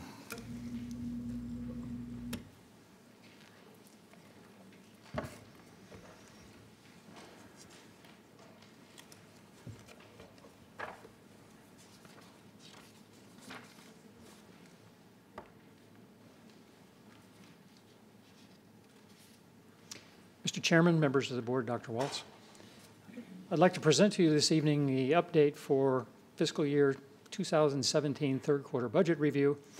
Mr. Wallingford, who normally would present this, has a little laryngitis tonight, so you'll have to suffer through with me instead. Quickly, our available funds, this is comparable to where we were sitting back on the second quarter report and what we used to develop the FY 2018 budget. As previously indicated, the general reserve and holdback allocations were depleted as a function of the additional students that came during the year. We had savings in compensation during the year. We've had some savings in bus fuel and projected utility savings. Some of that is a function of oil prices, for one, which had gone down, but again have now come back up. We saw an increase for state revenue as a result of the state share of funding the increased enrollment that we saw back in September. A reduction in the state budget within the current year that's addressed. And then for the fiscal year 2016 county budget, when that budget was adjusted from the projected numbers to the actual numbers, as indicated previously, we recognized about $4.7 million in additional funding. And then as a result of a debt refunding, about $3.2 million. So of that, we'd have a projected balance or available funds within the current year of $23.5 million. And the projected use of such funds within the FY 2018 budget, we addressed a beginning balance approved by the board of $21.1 million. We have a contribution to county fund balance, to the county rainy day fund of almost $2 million that we contribute 57.23% towards that fund. As part of our plan with the county and our 800 megahertz program, we make our annual contribution towards that, and an additional $69,000 towards gifted identification testing, and that basically utilizes our funds within the current year. We're expecting to balance as we proceed through the year, and those funds would be available to support the budget and contributions as indicated. Thank you. Thank you, Mr. Klein. Questions? Mr. Deutsch. Thank you. Are all of these fund allocations essentially things that we've already approved in this budget we already passed? Yes, sir. Okay, so anything that we would be asked to vote on related to this isn't actually changing anything? You have essentially already voted on all of those items, approving their utilization within the current and future year, yes. Anyone else? All right, thank you. 1702, the cooperative agreement between Prince William County Public Schools and Prince William County. Mr. Klein. Mr. Chairman, members of the board, Dr. Waltz. As you will recall, last year, last spring, we came to the board with a substantial comprehensive update to the cooperative agreement regarding field and school usage between Prince William County, typically the Department of Parks and Recreation, and the school division. While that was a somewhat comprehensive review, and we'd been doing it had gone through a process of 2 or 3 years, we'd had an interim field use agreement, came back and had a substantial agreement. We had also indicated last year that it wasn't perfect. We had some other things that we needed to come back, and we would continue looking at it and updating it. As indicated, as we went through the past year, we have worked with the county and Department of Parks and Recs.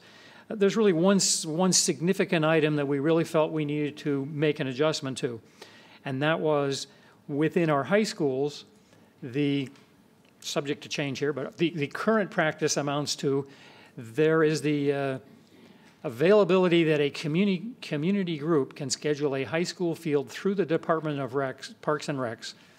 The fee would be paid to Department of Parks and Recs. The user would utilize the school fields, but A, we get none of the money, and B, Department of Parks and Recs supports our elementary school fields and middle school fields, but not high school fields. So this changes that such that Department of Parks and Recs is not in the fields business with high schools. Any and all scheduling for high school fields would come through our own programs, community use software, and therefore any and all funds that are paid for utilization of those fields are then retained at the school division, and in a sense, the funds can be utilized by the high schools to help offset and pay for the cost of maintaining their fields. It's kind of, in some sense, I can say it's kind of a no-brainer in the sense that it makes sense for us to do this. Department of Parks and Recs wants to get out of that business because they're really not directly involved in that process for high school fields. And from our perspective, that puts those fields and those funds, correlates it between where the monies are coming from and where they're being used to support the fields. There's not a change relative to what is occurring for elementary and middle school fields, which was certainly one of the most comprehensive parts of the changes from last year. And there are several other, what I would say is more minor changes within the total cooperative plan. There's a number of editorial changes. For example, we've had a couple things where there were distinctions between a 9:30 p.m. closing and a 10:30 closing or 10 o'clock closing, so we wanted to be consistent there. We changed some of the terminology within the agreement to acknowledge that we talk about community use for typically those activities relative to the school division operation. Any utilization by Parks and Recs we will now define as recreational use. And yes, it's semantics, but in reading the agreements, it helps a reader then define that where we see one term that talks about recreational use, talks about utilization through Parks and Recs. If we're talking community use, it's talking about utilization through the school division. There are also there's changes Parks and Recs has also included within this, including some updating of their personnel types and fees that are charged in conjunction with this. And I think that the other one is we've also changed the designation of the liaison between us and Parks and Recs, that what had been in the agreement was indicating that this was done by the supervisor of health, physical, and driver education and student activities.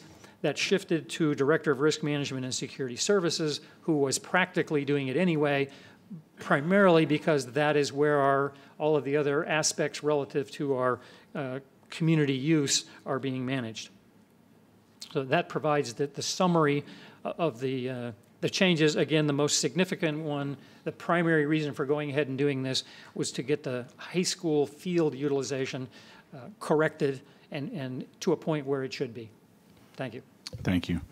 I have a few questions, and I think I know the answer to this, but I'll make sure I just ask. I guess to make sure that I'm right or wrong. I guess when it comes to taking high schools out of it for the time being, first of all, what's proposed that we vote on today is the entire agreement, correct? With the edits and the whole 9 yards. It's to re-up the agreement for one more year. Is that correct? No, sir. There is an agreement in place that the board agreed to last year. Okay. This would adopt a revision, if you will, to that agreement. So absent this approval, we stick with the current agreement. Okay, and how long is the current agreement good through? Until we change it.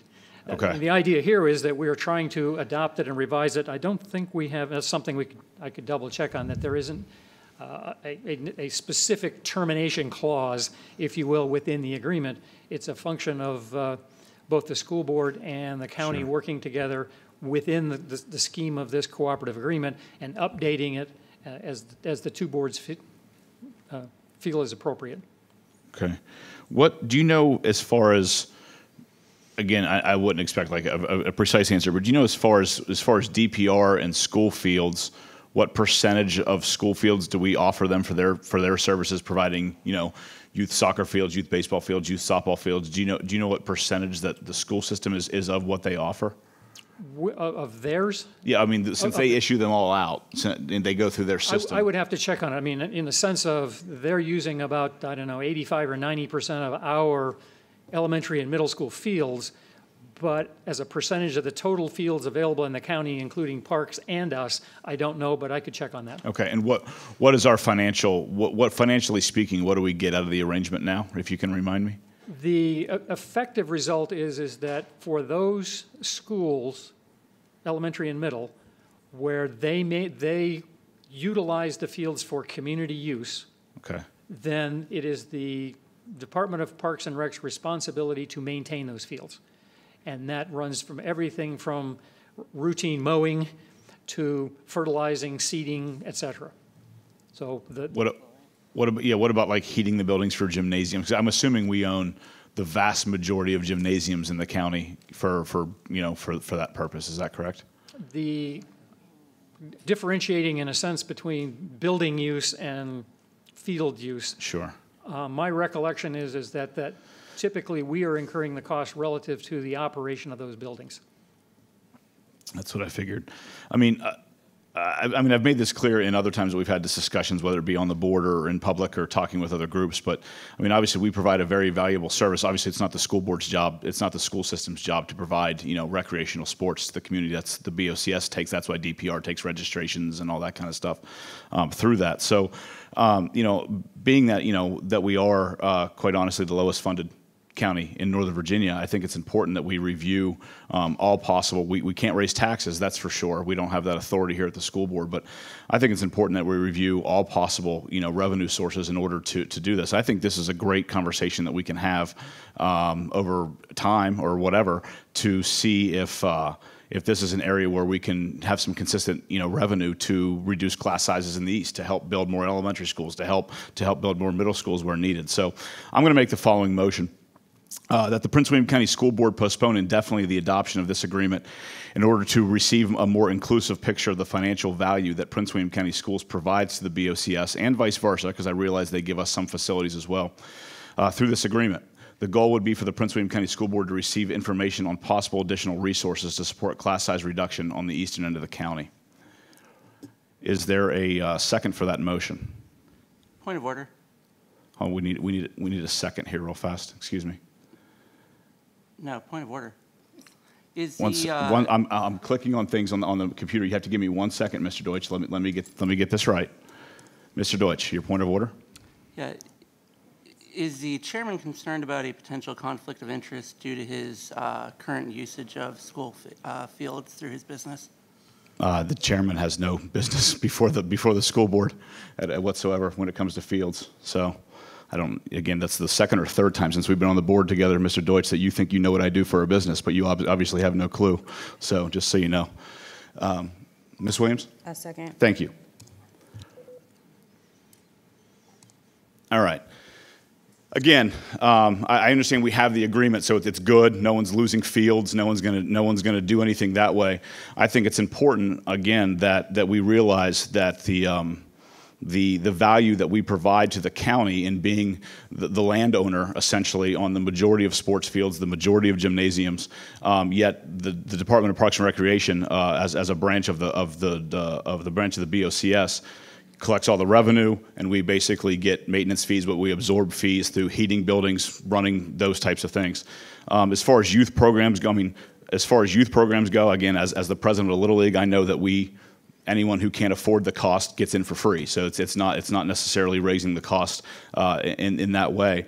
But I think it's important that the board review just simply the value. I'd be interested to know the value of what these fields, the value that we're providing the Board of County Supervisors in their operation of the Department of Parks and Recreation.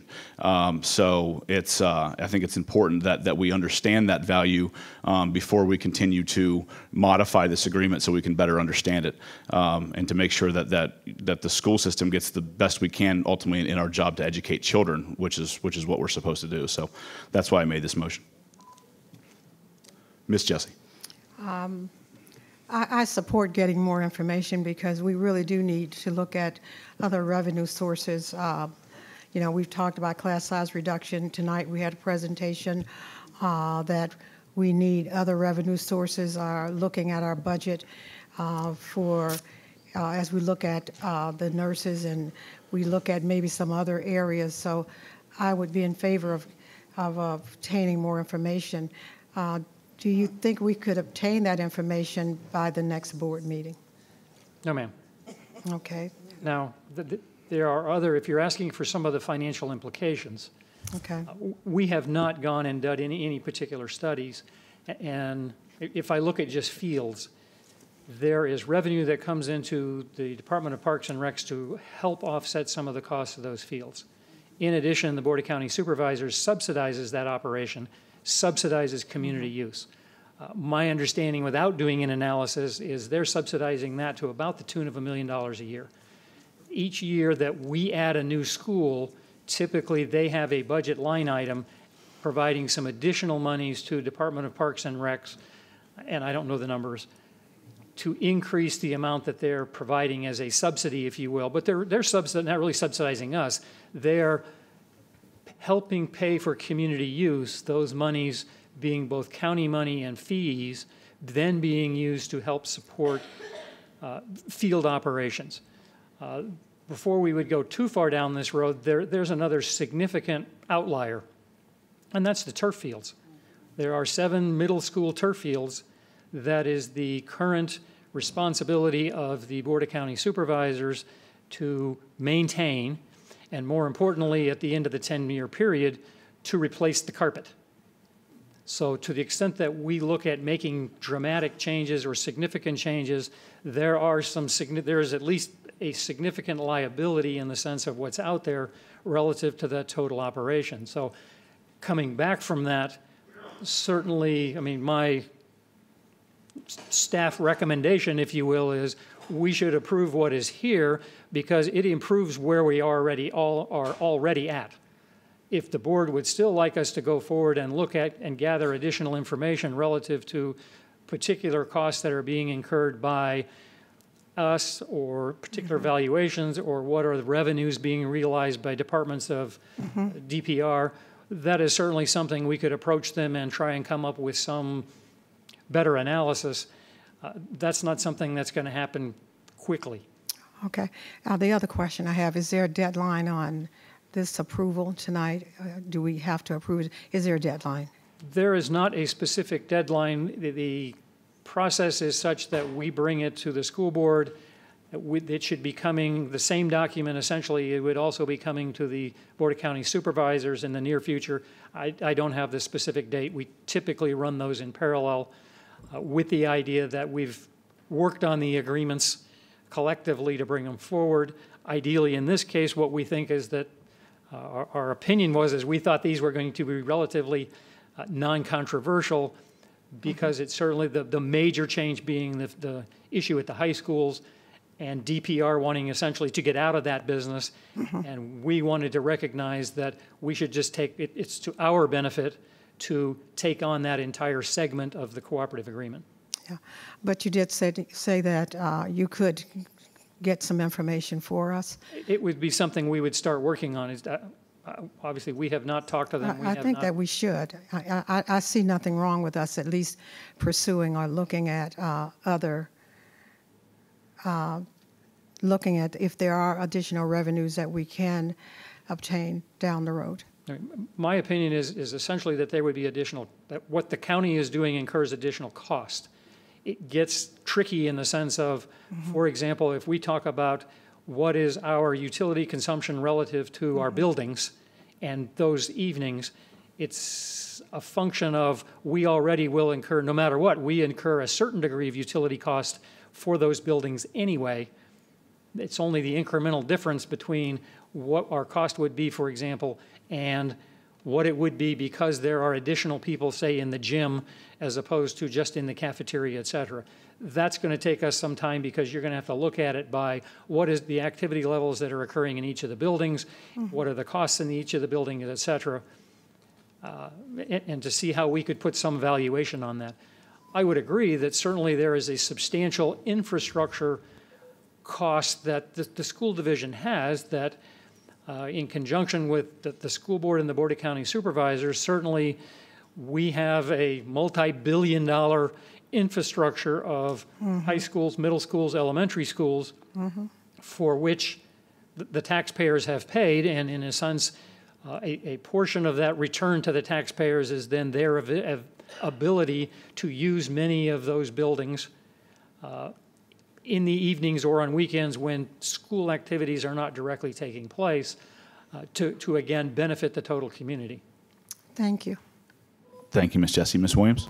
I'm also interested in any ramifications faced by DPR for not maintaining our fields. I don't really see a lot of language in there about this or the process, and maybe that's not the appropriate place, but I'm concerned because I know that we do have fields, and since this agreement is in place, my expectation was that we would be provided a more collaborative and working arrangement between our system and theirs, and our fields would look better over the course of time. And I am still excited by this agreement. I think it's something that we definitely need. I do have some concerns as as we all know, not an athletic person, learning. So my concerns, I feel like this agreement has been in place for a year and there have been significant issues over the course of this year. So I'm not sure if maybe we need to, if there's language that should be added, or, I mean, somewhere in there, I think we're still missing the boat on maintaining our fields to a level acceptable to our community and for our students' usage. And I don't think all of it is wear and tear just from the community. Maybe it's just that our fields are old. As we know, I'm not an expert at this, so I'm just taking a stab out there. But I would like to see some sort of language in here for accountability purposes, being that it's a contract for us and DPR maybe. And then since Chairman Sawyer's brought it up, what comes to mind the most when it comes to finances and what we're retaining and what comes back to us, and especially in regards to high schools, is the rate of sports requiring the use of indoor gymnasiums in this county, I think, has significantly increased. And I'd be interested to know the difference between a private organization's cost utilizing the services and DPR cost, and if there's anything that maybe we could do to bring in additional revenue, being that I think that we were primarily an outdoor sports kind of a community, and with the growth of basketball and some other things, that there may be some opportunity in there for us to have some additional dollars. I don't know, I'm not an expert.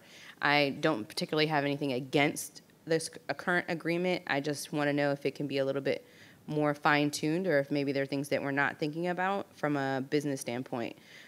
That's my concern. If I can respond to a couple of those.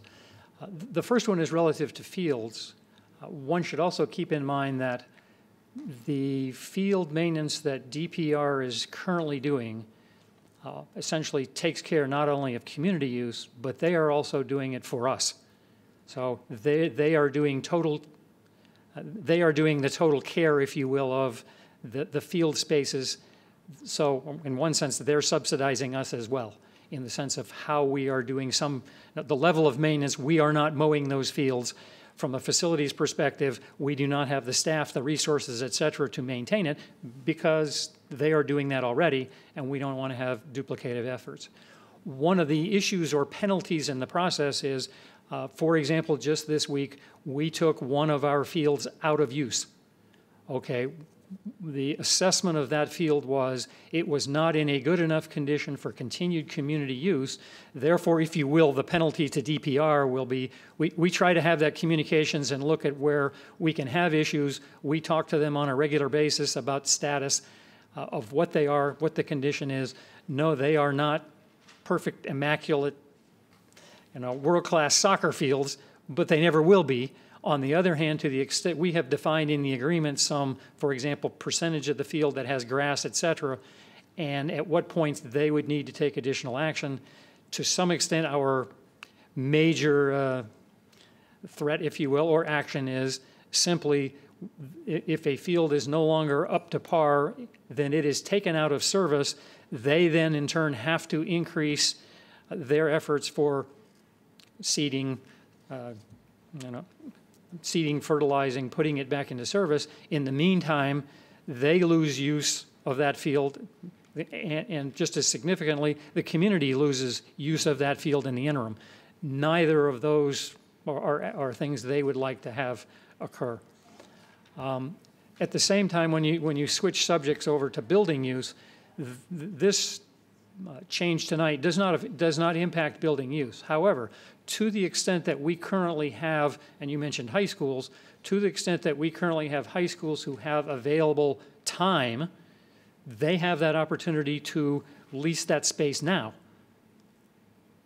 That is not, that they're not being restricted in their ability to do that. That's more a function of what is the availability necessarily of that space on any given night. Particularly high school gyms and high school spaces tend to stay busy almost all the time. Therefore, a lot of times it's hard to have somebody scheduled in there on a regular basis, simply because of the various teams that are in there, both practicing or actually having competitions. But at the current time, they have that opportunity to engage in building use already. Okay, so if my understanding is correct, this is basically what you're presenting to us, and thank you for continuing to educate me, because this is not my strongest suit, is an updated agreement based upon what we have currently, and it sounds like that this is something that we will continue to refine as we grow and establish our working relationship with DPR. Yes. As our needs change and things of that nature. Correct. Okay. Mr. Deutsch. Thank you. So, as I understand this, the motion that staff is bringing to us is a motion that will lead to more revenue for the schools. This is a motion that would have money going straight to us if the high schools are used, as opposed to going to DPR and us not getting the money. There's for FY16, there was $48,277 that went to DPR in support of 73 scheduled activities. So from that sense, there's $48,000 that would now flow through the high schools. And did we get any of that $48,000? Well, not previously. Previously, With this we did change, those monies would be coming to the schools. And the other aspect is, I think just as importantly, it helps to incentivize the high schools that to the extent that you go out and find or have people wanting to use it, it incentivizes the high school because they are retaining a significant portion of those funds for the operation, for that program, particularly when you're talking about building use. So the motion from staff is going to lead to more money to the schools for us. It's going to incentivize more community use. We've had challenges with some schools, there being some community frustration where there not being as much community use. It'll incentivize that, and we need to get this done soon so it's in place for next school year. So we really need to vote down the chairman's motion and then go ahead and approve the motion from staff so we can actually take advantage of the potential additional revenue. It seems like a big win for us, and if PWCS is willing to let us do it, so let's take it. Again, the purpose, I'll speak to that. The purpose of this motion is obviously, yes, more additional revenue would come in the short run. The purpose of the motion would be obviously to not look at the short-sighted view of the $48,000 that Mr. Klein mentioned, but also to look at the long-term view of, again, like you said, the BOCS also provides us something, golf courses, and there's other things involved in this agreement as well. And that's what I'm interested in finding out is what the net value is. If they provide us $2 million in services and we provide them, it's not just a matter of savings and the difference between having people in the building. Those fields, as we all know, have value. And whether someone wanted to rent them out fully, I'm sure the school system would give the BOCS a friends and family discount, I'm sure. But I was just curious as to the value that we provide to the BOCS in whole, minus what they provide us in return as well. So with that, I mean, again, we can move on this motion and then go from there. But I'm sorry, I didn't see you, Diane. I apologize. Ms. Ralston. No, you can finish talking. No, I was basically, yeah, I'm sorry. I didn't see your hand move. Ms. Ralston. Thank you, Mr. Chairman. All right. Now, you have to explain it to me slowly. Now, yes, he does. He doesn't mind. Okay. So let's say we take Cloverdale Park, which already belongs to Parks and Recs, and something happens to it and it's not usable, so we go to Bevel, and this is for girls softball, and we decide to go to Bevel. Do we pay the school district for the use of their field? Typically, we're not using their fields, we're using our fields. That's what I'm saying, your Bevel. So Bevel is your field. Bevel would be our field. Yes. Our teams So would be practicing. So then we, as the parents who... And operating on that field. Okay. So if we dig up the divot and it's really bad and we're bad golfers or whatever, and we dig up the divot, it is then again on us, the parents, to pay the school district, whatever we have made the arrangement with. And the reason I'm asking it that way is because a lot of times people don't understand that some of the money that comes back to the school district from organizations are just the people out here, the community who uses it. And you mentioned that earlier. But the county is a little different. We give them their money, but we see very little in return for that in the fields. I'm not sure where we're giving them.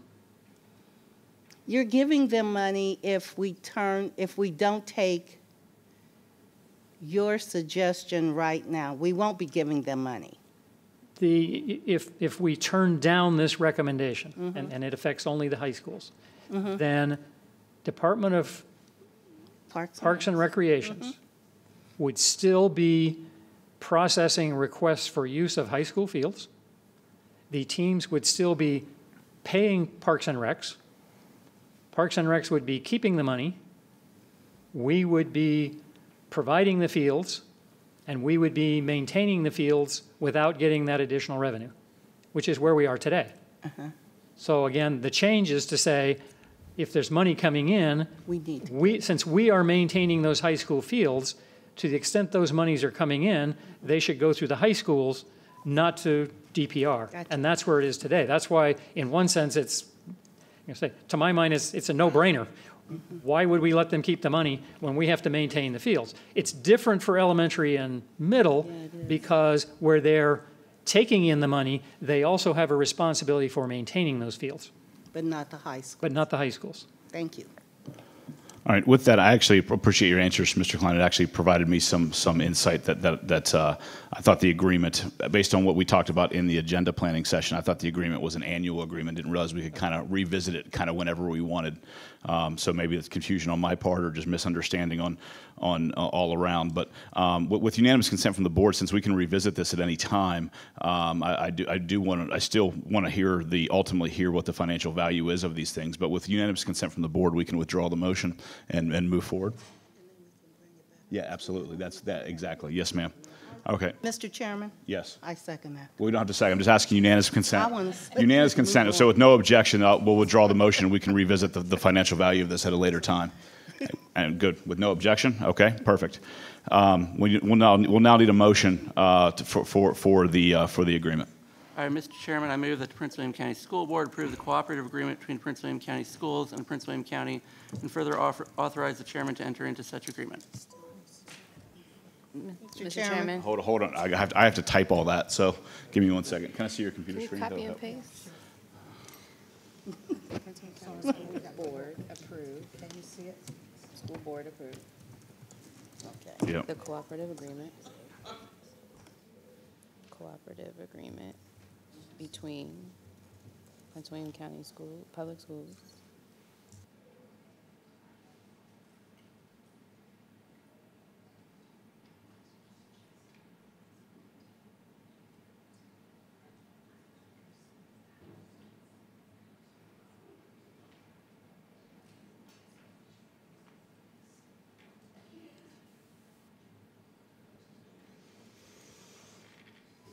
Mr. Deutsch, I have the motion is that the Prince William County School Board approve the cooperative agreement between Prince William County Schools and Prince William County and further authorize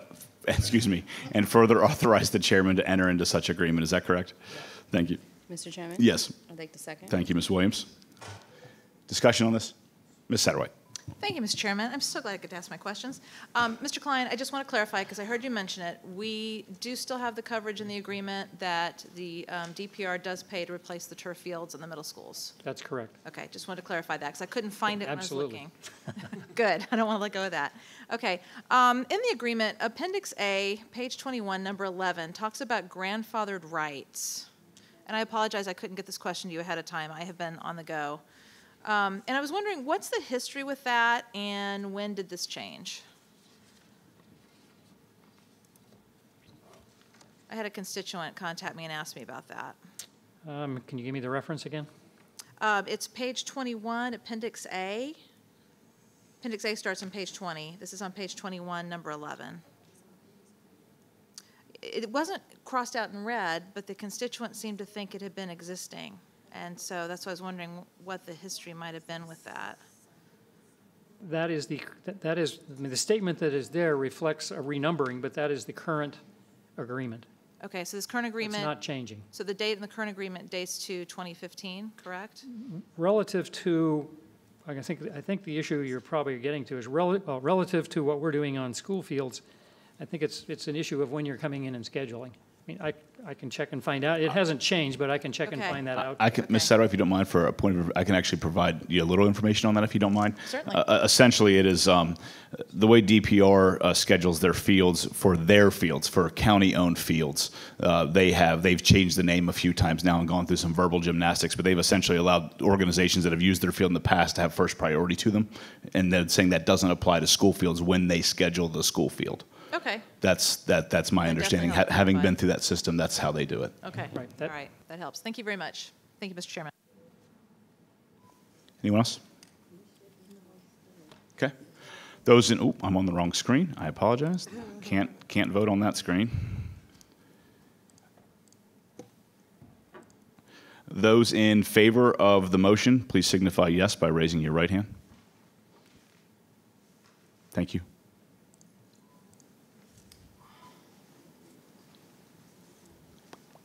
The vote is 8 yes, unanimous. Motion passed. Dr. Waltz, you're up. Thank you, Chairman Sawyers and members of the board. Last week was an exciting week in Prince William County Public Schools Secretary of Education Betsy DeVos visited Ashland Elementary School because she had heard great things about how the school supports military families. She met with students and staff and had an opportunity to see one of our world-class schools in action. She spent a great deal of time talking to the parents who are in the military. More than half of Ashland students are from military-connected families. Hamish Brewer, principal of Occoquan Elementary, was named the National Distinguished Principal for Virginia by the Virginia Association of Elementary School Principals. He was completely surprised by this tremendous award. Congratulations to Mr. Brewer and everyone at Occoquan Elementary. The week ended with more great news. 4 high schools are included in the 2017 U.S. News and World Report High School Rankings. Patriot High School earned a gold medal, a Prince William County Public Schools first, placing it among the top 2% of more than 22,000 public high schools nationwide. Osborne Park, Battlefield, and Woodbridge each earned silver medals with scores in the top 10% nationwide. Congratulations to Betsy Young, our Supervisor of Social Workers. She is the recipient of an award from Stop Child Abuse Now of Northern Virginia. Mrs. Young was honored for her leadership in preventing sex trafficking of teenagers in Prince William County. You all have heard the expression, "It looks good enough to eat," and it really does. If you are looking at the photo of a typical lunch tray in Prince William County Public Schools, and we should have a picture, there we go. I am happy to say that our school division won a national photo contest sponsored by the United States Department of Agriculture. The judges called this vibrant, colorful, and delicious. This meal is a student favorite, and it's called the Baja Cantina Nachos. The meal includes corn salad, canned pears topped with fresh blueberries, apple slices, and nachos. Congratulations to School Food and Nutrition Services Director Serena Southers and her team, especially Samantha Ronk, Marketing and Communications Specialist, who took this great photo. Congratulations to Battlefield High School students who excelled on national Latin exams. 39 students participated and 15 earned awards and recognition. Please see the announcement on our school division website of all awards. The Forest Park High School Army JROTC Battalion earned recognition as an honor unit of distinction after its recent 4th Brigade inspection. Only 5% of all Army junior ROTC programs in the country are recognized with this distinction. Congratulations to Colonel Jacqueline Bullock, First Sergeant Anthony Garris, and the cadets. Our robotics students are well accompanied and accomplished and have once again won awards at regional, national, and world events. At the recent VEX Robotics World Championships, Woodbridge High School's team 1575D won the Design Award, and 2 Benton Middle School teams took home the Design Award and the Build Award. The VEX IQ World Championships for elementary through 6th grade were held following the VEX competition. Glenkirk won the Design Award. PWCS was also represented by Graham Park Middle and Ashland, Gainesville, and Triangle Elementary Schools. VEX Worlds will air on CBS Sports on June 11th and later in the summer on ESPN2. Benton teams were interviewed for the broadcast.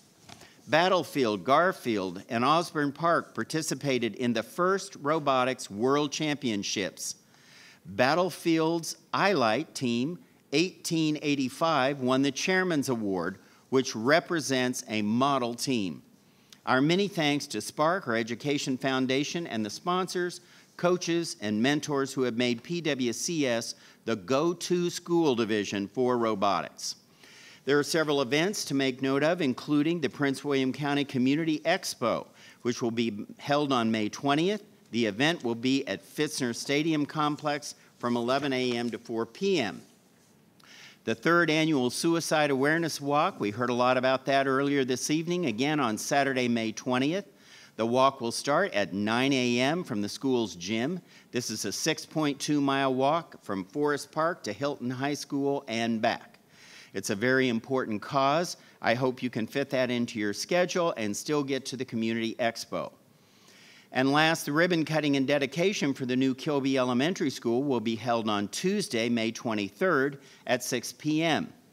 This is Teacher Appreciation Week.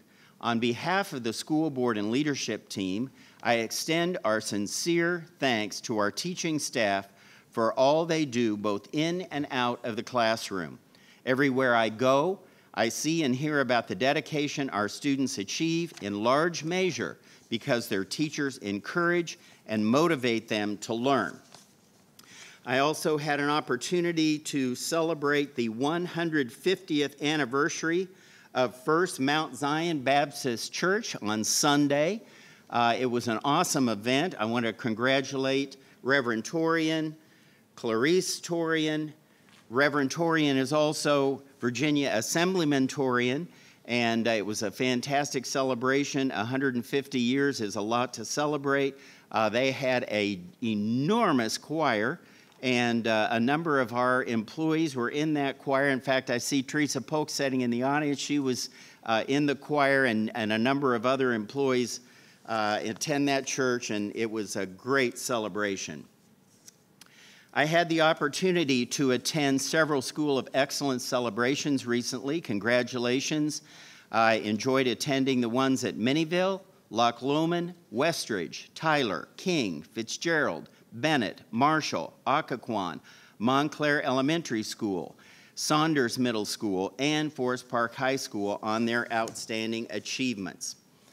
And finally, as some have seen on social media, in the press, and correspondence in response to a written email directive to me yesterday, May 2nd, about 6:45 p.m., from Chairman Sawyers asking to provide the chairman with an access to all emails from the office of the chairman, including his predecessors, no later than today, May 3rd, 2017. So therefore, I'm proposing the following. As per policy 260.02, which is administrative action where policy does not exist, it reads, the Prince William County School Board shall allow the division superintendent to take action consistent with laws of the Commonwealth of Virginia and the rules and regulations of the State Board of Education in cases where Prince William County School Board policies do not exist.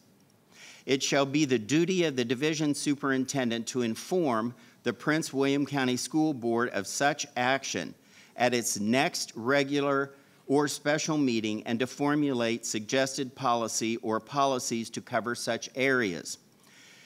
We have some rules requiring advance notice, and since today is the next meeting, but it was too late to put anything official on the agenda, I am suggesting that the following. That any request to the superintendent, I'm suggesting this as a proposed policy, any request of the superintendent or his staff from a school board member that requires more than 30 minutes of staff time and or that requires a monetary expenditure of more than $50, in return requiring the superintendent and or staff to stop their assigned responsibilities in order to comply with the request, shall be placed on the school board agenda by the school board member making the request in order to direct the superintendent as a body corporate. And further, I request this proposed policy be placed on the next regular school board agenda on May 17, 2017 for first reading as per policy, consistent with policy 140, and placed on the regular school board agenda on June 7th, 2017 for second reading and adoption. Thank you. Thank you, Dr. Waltz. Our next matter is 1901, which is revision of policy 664, guidelines for parental instruction assistance, first reading. Ms. Goss. Good evening, Chairman Sawyers, school board members, and Dr. Waltz. Tonight we are proposing revisions to Policy 664, Guidelines for Parental Instruction Assistance, in order to better reflect and align with the policy to the regulations that are currently linked to this policy. These regulations include honor roll grades 9 through 12, honor roll grades 6 through 8, National Honor Society grades 11 and 12, National Junior Honor Society grades 7 and 8, and the award of academic letters grades 9 through 12. The revised language in the policy directly reflects the language in each of these regulations.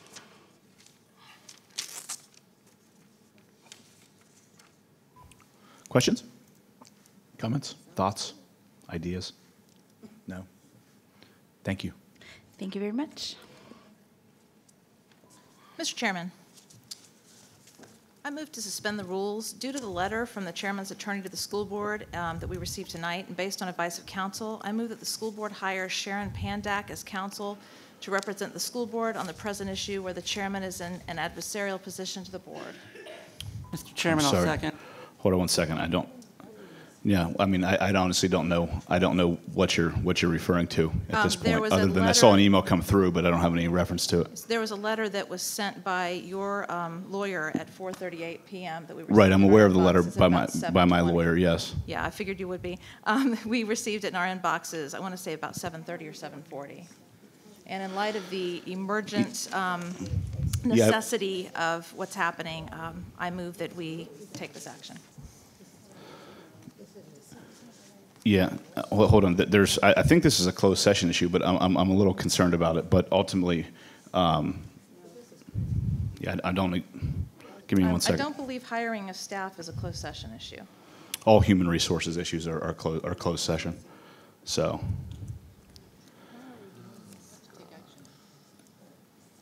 I think ultimately we can talk about this in closed session, and ultimately, Ms. Williams.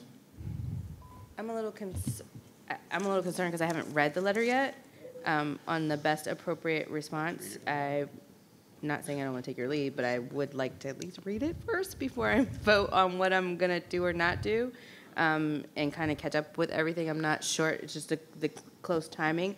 And I wanted to also ask if I understand your concern is the time response. If, as a board, if we could maybe do a separate poll, or maybe if there's another way in the interest of time that we could agree to whatever has to be done, make that decision. I mean, I guess basically I'm not familiar with what's going on as far as what Chairman Sawyer's lawyer sent to us. I'm aware that there was something sent, but I haven't had time to digest it.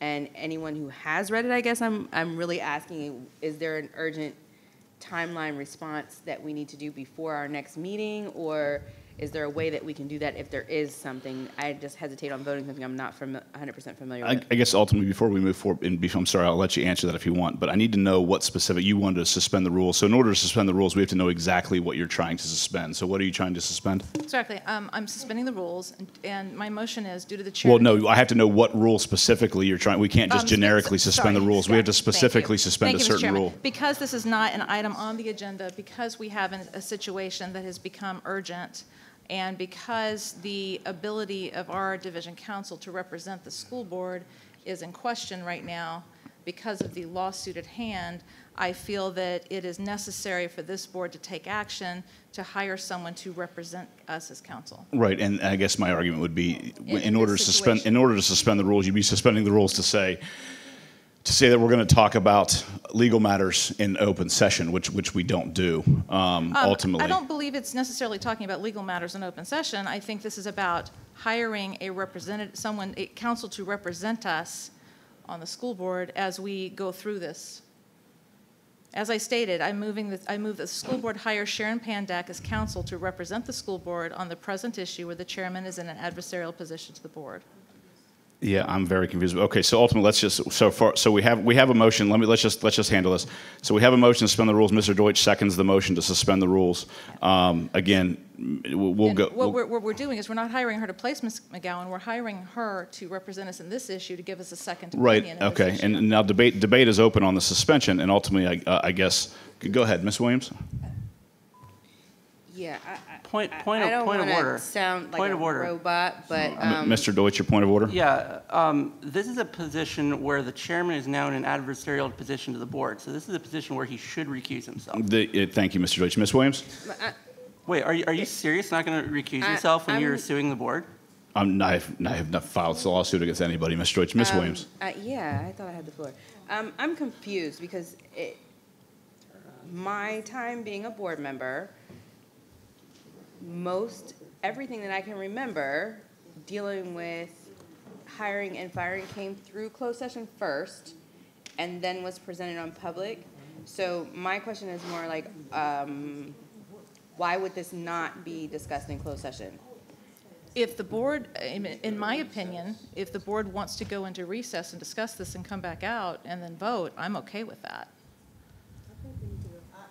I would be okay with that, only like I said before, I'm not comfortable voting on something that I'm not, the time frame is too short, which we have.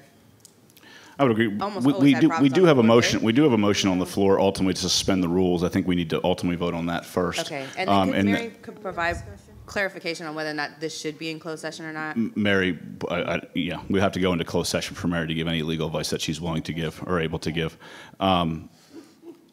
So we have a motion. We have a motion to suspend the rules. Do we have discussion? Yeah, we still have discussion. Miss Jessie?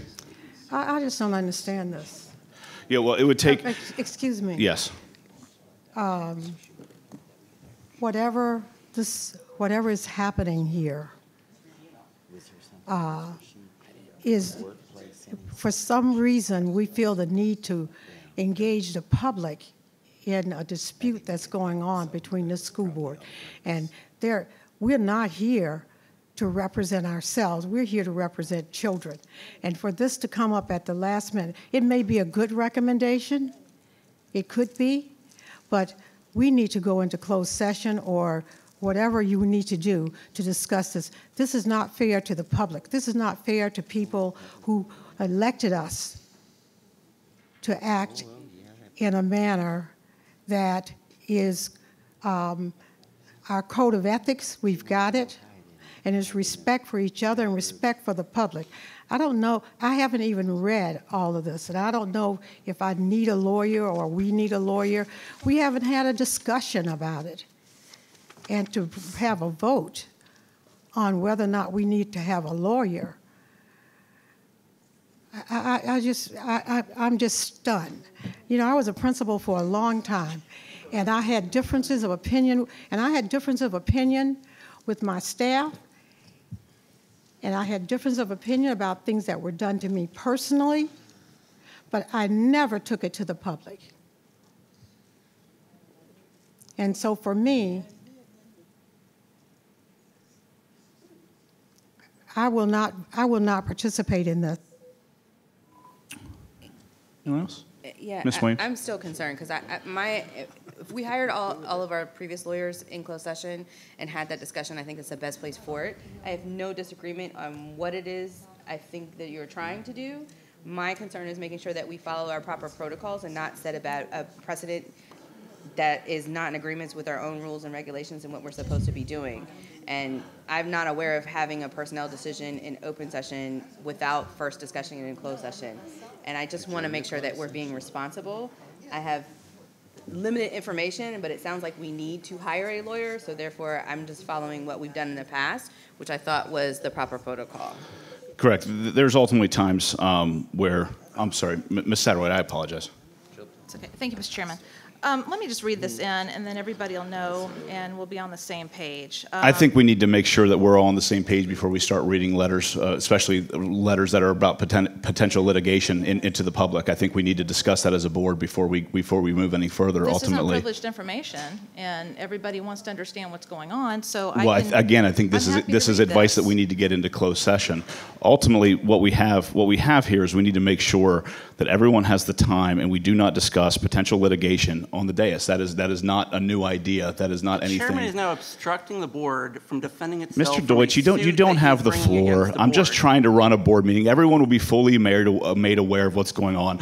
On top of that, the motion to suspend the rules, obviously, it would ignore the prior notice of the rules that we have. So it would take over two-thirds majority to suspend the rules. Two-thirds majority. It would take a two-thirds majority to suspend the rules. So because this requires prior notice. So therefore, I'll just call the vote on this. Who is in favor of suspending the rules in this matter? Who is not in favor? Okay.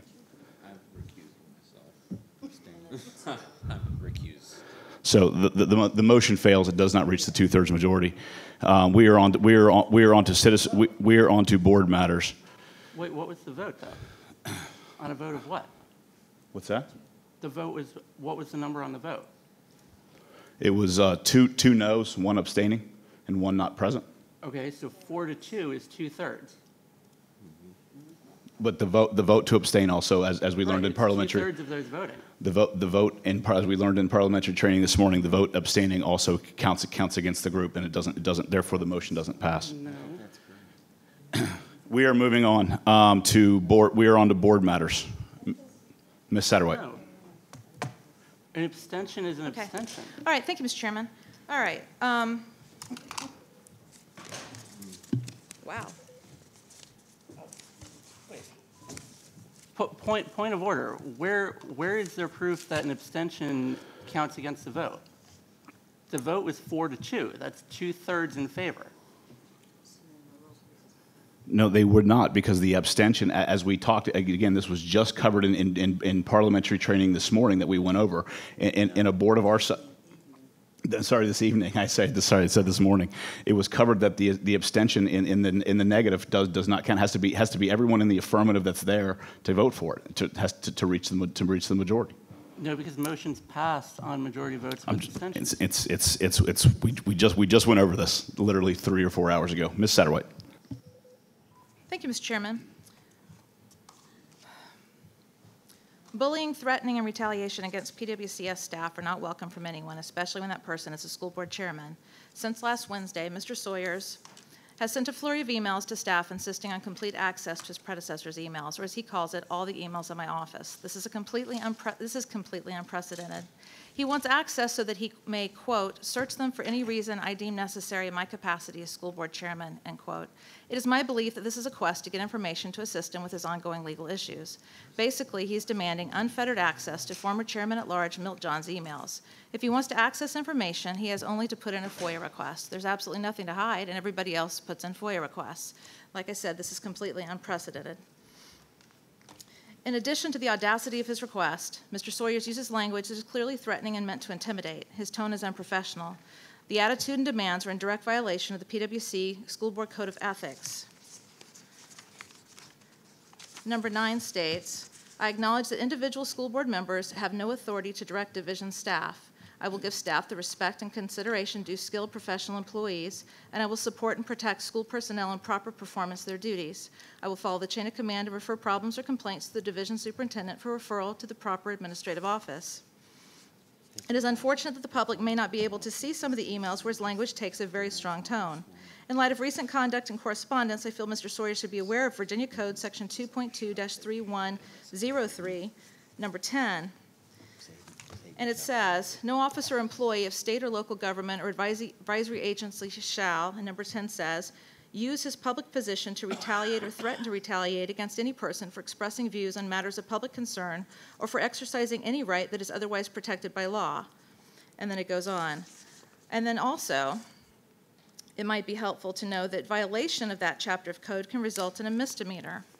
Section 2.2-3120, knowing violation of a chapter is a misdemeanor. Any person who knowingly violates any of the provisions of, and it mentions the provisions, of this chapter shall be guilty of a Class 1 misdemeanor.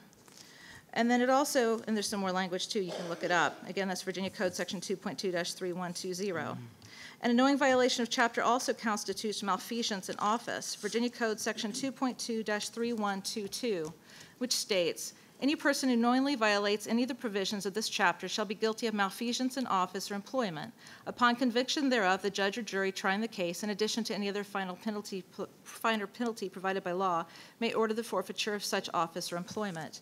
So there is some law on the records for retaliation. The email that we received tonight states, and it's from Mr. Christopher Kacharoff. It states, the purpose, to Mr. McGowan, the purpose of writing this email is to inform you that I will be filing suit in order to compel production of the school board's own property, its email communications from previous boards. While you have agreed that Mr. Sawyers is entitled to see these communications, you support the superintendent in his position that he can require a majority vote for a non-policy making decision before he can act. Given this contradictory position, which denies an elected official the exercise of his political rights and duties and supports a non-elected official's maneuver to require official action for internal administrative requests, I believe you have an ethical conflict. Please do not engage in any further representation of the school board or in any other conduct that would adversely affect the board or any board member's legal position on this question. Sincerely, Chris Kacharoff. This has been a huge distraction. Preparing for this meeting tonight required hundreds of pages of reading just for what was on the agenda, for what we were supposed to be addressing tonight, talking about our students. I believe I'm not alone in my desire to get away from these distractions and just get back to working for students, families, and staff. The reason I interrupted the meeting tonight trying to suspend the rules is because we did receive this email tonight that is threatening that is filing a lawsuit, and I feel that we do need to protect ourselves as a school board. This is unprecedented for a school board member or chairman, for that matter, to file suit against the school board. And so I wanted to make sure that the public's fully aware of what's going on. I am not releasing confidential emails. I will not do that. But I want the public to be fully aware of what's going on because it is the public who ultimately has to pay our legal fees. Thank you. Thank you, Ms. Satterwhite. Mr. Brand? Thank you, Mr. Chairman. First of all, I want to thank the students from Woodbridge High School for coming tonight to give us a little snippet there from the Wiz. Unlike Ms. Williams, I did not attend Woodbridge High School. I did teach there for 7 years, and we've had this discussion. You know, once you're a Viking, you're always a Viking, even if you happen to work there. I love the way they were moving. I definitely need some more exercise, so maybe I'll add that to my repertoire. I don't know if I said that word correctly, but definitely all that dancing around, I definitely should be adding some of that to my lifestyle as well. So thank you to those students. They did a great job.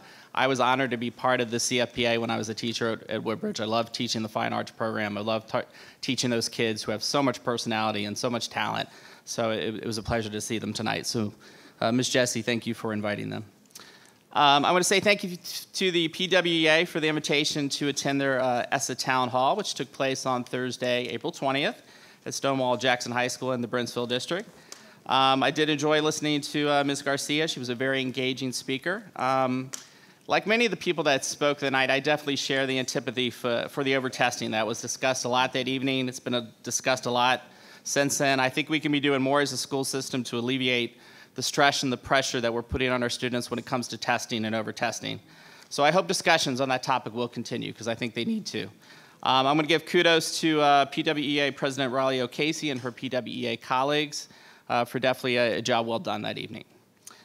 Before our next board meeting, I had plans to attend a book reading, advisory council meeting, lacrosse game, and school excellence celebration at 4 of our district schools. I look forward to attending them all, and I look forward to reporting them in our next board meeting on May 17th. If you've been following along on social media and here tonight, it's been another interesting week to be an acting school board member, elected school board member. In fact, I feel like I'm back in my educational law class during my educational leadership cohort at Mason, since so many emails in the last week have been filled with so many laws, policies, regulations, references to Supreme Court decisions. So in the spirit of lifelong learning, it's definitely been another educational week. Unfortunately, some of those emails have also been filled with something else: bullying, intimidation, threats, an overkill of legalese, and that wasn't even from an attorney. It's a shame that our kids in Prince William County schools are nothing more than bullet points on a political resume to some members of this board, or at least definitely one of them. A while ago, I posted some items on my school-related Facebook page about a family member who is not doing so well in terms of health. My I get emotional talking about family. My father-in-law has been in Inova Fairfax Hospital for 6 weeks, most of that in the ICU. So it's been a hard little run here for my family, my wife, my mother-in-law, her 2 sisters. He served his community for 16 years on the City of Manassas School Board. You know, so you got to give him credit for that, spending 16 years on a school board. Also, actually, I just thought of this tonight. He was one of the guys that, one of the individuals from various school boards that helped set up the governor's school. So I remember talking to him about that when that was taking place. So I would love to have his advice on many topics that are school related, especially at a time like now. Unfortunately, that's not going to happen. So just I want to thank you for keeping my family in thoughts and prayers during a very rough period. On a happier note, I want to wish my son Tyler a happy 9th birthday. He turned his last year in single digits, became official yesterday on May 2nd. So happy birthday, Tyler. That's all. Thank you. Thank you, Mr. Brand. Ms. Williams. Thank you, Mr. Chairman. I'd just like to start out by congratulating one of my favorite middle schools on earth, Fred Lynn Middle School, for winning once again Battle of the Brains, because we have heard from this boardroom a lot about the school's accreditation, and there's a lot of talk always about things that aren't necessarily positive, but it just goes to show you that accreditation and test scores don't always match the strength of who's in the building, and that's a perfect example of that. And there's a lot of hard work and thanks that go out to those students, the parents, and the teachers, and everyone involved in that competition. That's just absolutely amazing. I also wanted to take this opportunity to express thanks for Teacher Appreciation Week. I'm sure as many of you know, I'm always, it seems anyway, adversarial towards teachers, even though that's not necessarily the case. I'm just an aggressive parent, and I have teachers in my family and principals in my family, so I understand the job is a thankless one, and you work extremely amount of hours well above and beyond anything that we could ever pay you. And I just want to make sure that I say from the bottom of my heart, I appreciate all that you do. Whether we're in agreement or not has nothing to do with the appreciation and the love and dedication and time and effort that I know you put forth in your professional career, and it is always much appreciated. On another note, I did want to say, mention to PWEA, thank you for the invitation for ESSA. Unfortunately, my other life had some demands that I tried my best to get there, and I appreciate the extended invitations and the repeated reminders. I also know that it was Facebook Live, which for once in my life I was ready to watch and couldn't, so I feel like it was like an uphill mountain of just all kinds of bad things, but I've heard such wonderful things from that town hall, and I just wanted to extend my thank you to you, Ms. O'Casey, you're in the audience, for PWA President, for putting that together and providing us all an opportunity to get the discussion started.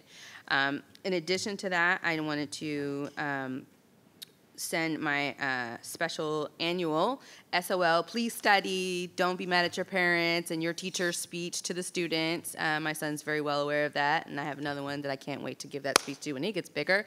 But it is the season for SOL, so I just wanted to remind everyone, do what works best for you, for your study habits. Always is a good idea to get plenty of rest, a good breakfast, and you know, think highly of yourself. The more positive thoughts you put out there, I think the less stressful of an environment it may be for testing, and the higher your success rate is, because if you think those thoughts, they most oftentimes come true. So in my house, we like to go at it with starting on a positive note. So I just wanted to remind everyone about SOLs, try not to freak out, and just do your best. That's all your parents and your teachers ask of you anyway. So, and then one last final message, as I've been preaching lately, I appreciate the support I receive on this board, and I appreciate all the care and concern that we show each other, as Mr. Braun so openly shared about his father-in-law. I lost someone that I know this week, actually last week, to suicide, and I wanted to say that I will be at the Forest Park Suicide Awareness Walk, and it's something that, as a society, I think the more we talk about it, the better off that we are, and I think our students do a great job, and hats off to Shannon Garrity, because I know that that was her brainchild, and I've seen it grow. I missed it last year, but I'm very excited to attend this year, and Dr. Waltz, I'm going to extend the same challenge I'm putting my sneakers on, so I hope one year you'll join me. I know that there is a conflict in dates with the expo. And God, please don't let it rain this year on the expo. I feel like every year I've gone, I've been in the rain, and kids have this amazing ability of moving as slow as molasses in a snowstorm when their parents are in the rain. I don't know how that works out. I'm sure I didn't do it when I was a kid, but maybe it won't rain this year and it'll be great.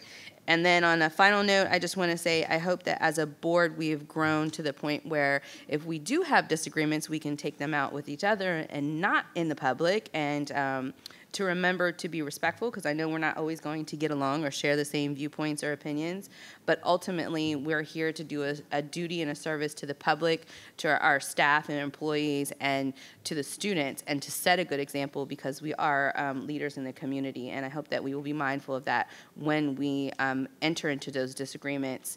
I'm not one particularly for taking sides. I usually am kind of in the middle, so I guess it's kind of selfishly me asking that in the same notion. So with that, I have nothing else to say. Thank you.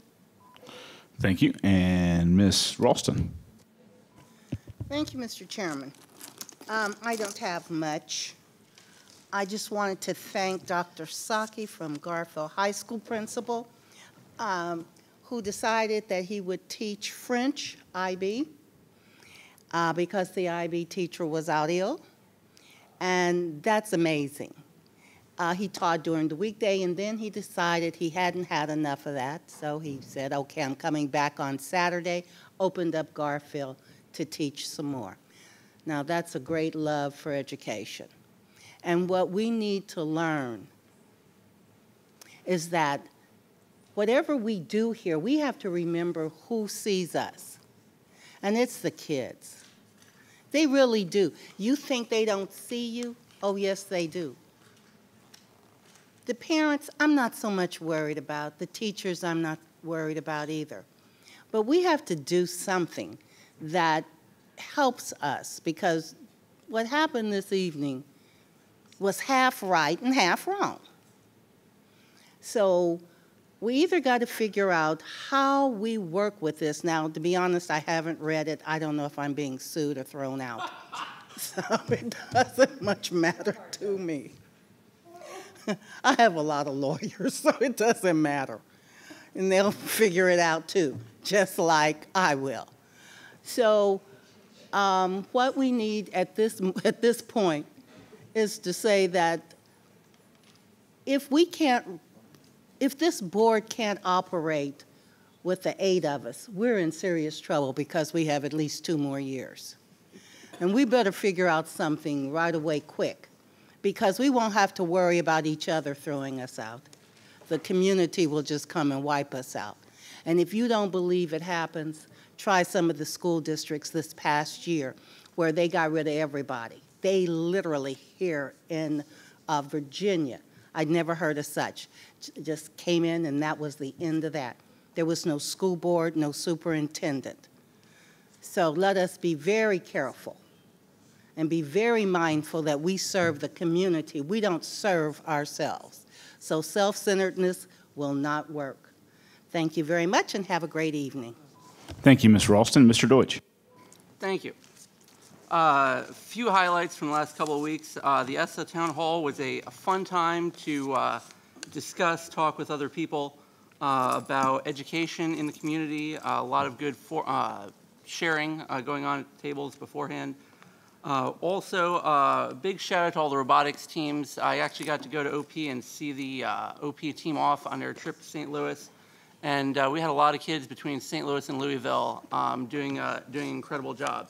And then also, once again, we had the Next Town Wilson 5K at Kyle Wilson Elementary School.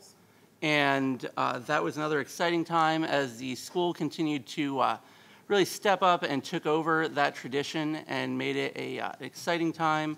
Became a time where the firefighters and the school came together and supported the school there, and really great time. And want to make a huge shout out to Beth Williams, who is the PTO chair there at Wilson. She's been an incredible person helping with that school. She served on boundary committees before.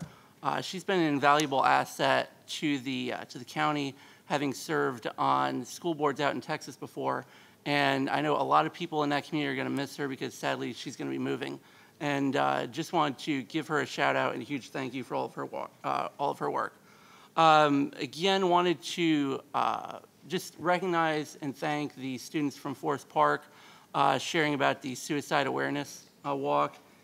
They started it, I believe, 2 years ago. This is the third year, and it's been a great event with a lot of students from different schools coming together, community people, and really to address what is tragically a very important issue that needs more and more awareness. Sadly, it shouldn't, but sadly, it really does. I will try my best to be there. I've been there the last 2 years. I have about 5 things people are asking me to go to on that day. So I may stop by for about 5 minutes, but I want to encourage everyone to go there and give a big shout out there because it's a great thing that the students are doing there. There doesn't seem to be a dull moment right now when you've got a chairman running for Congress. What we had this last week was a chairman who, according to Inside Nova, was requesting the ability to comb through all email correspondence of former Chairman Milt Johns. And somehow he's spinning it off as a regular request that you make of the duties of your office. He wants the ability to sit down and go through all the emails. This is something that is completely unprecedented with anybody who knows about offices transitioning of elected officials. And it's so abnormal that it's taken him 14 months to realize that this is somehow crucial to the duties of his office. It's also so abnormal that he's not interested in anybody's emails besides Milt John's emails, as far as former school board chairs. There's the Virginia Coalition for Open Government stated that there is no law that they're aware of that would give somebody this kind of authority.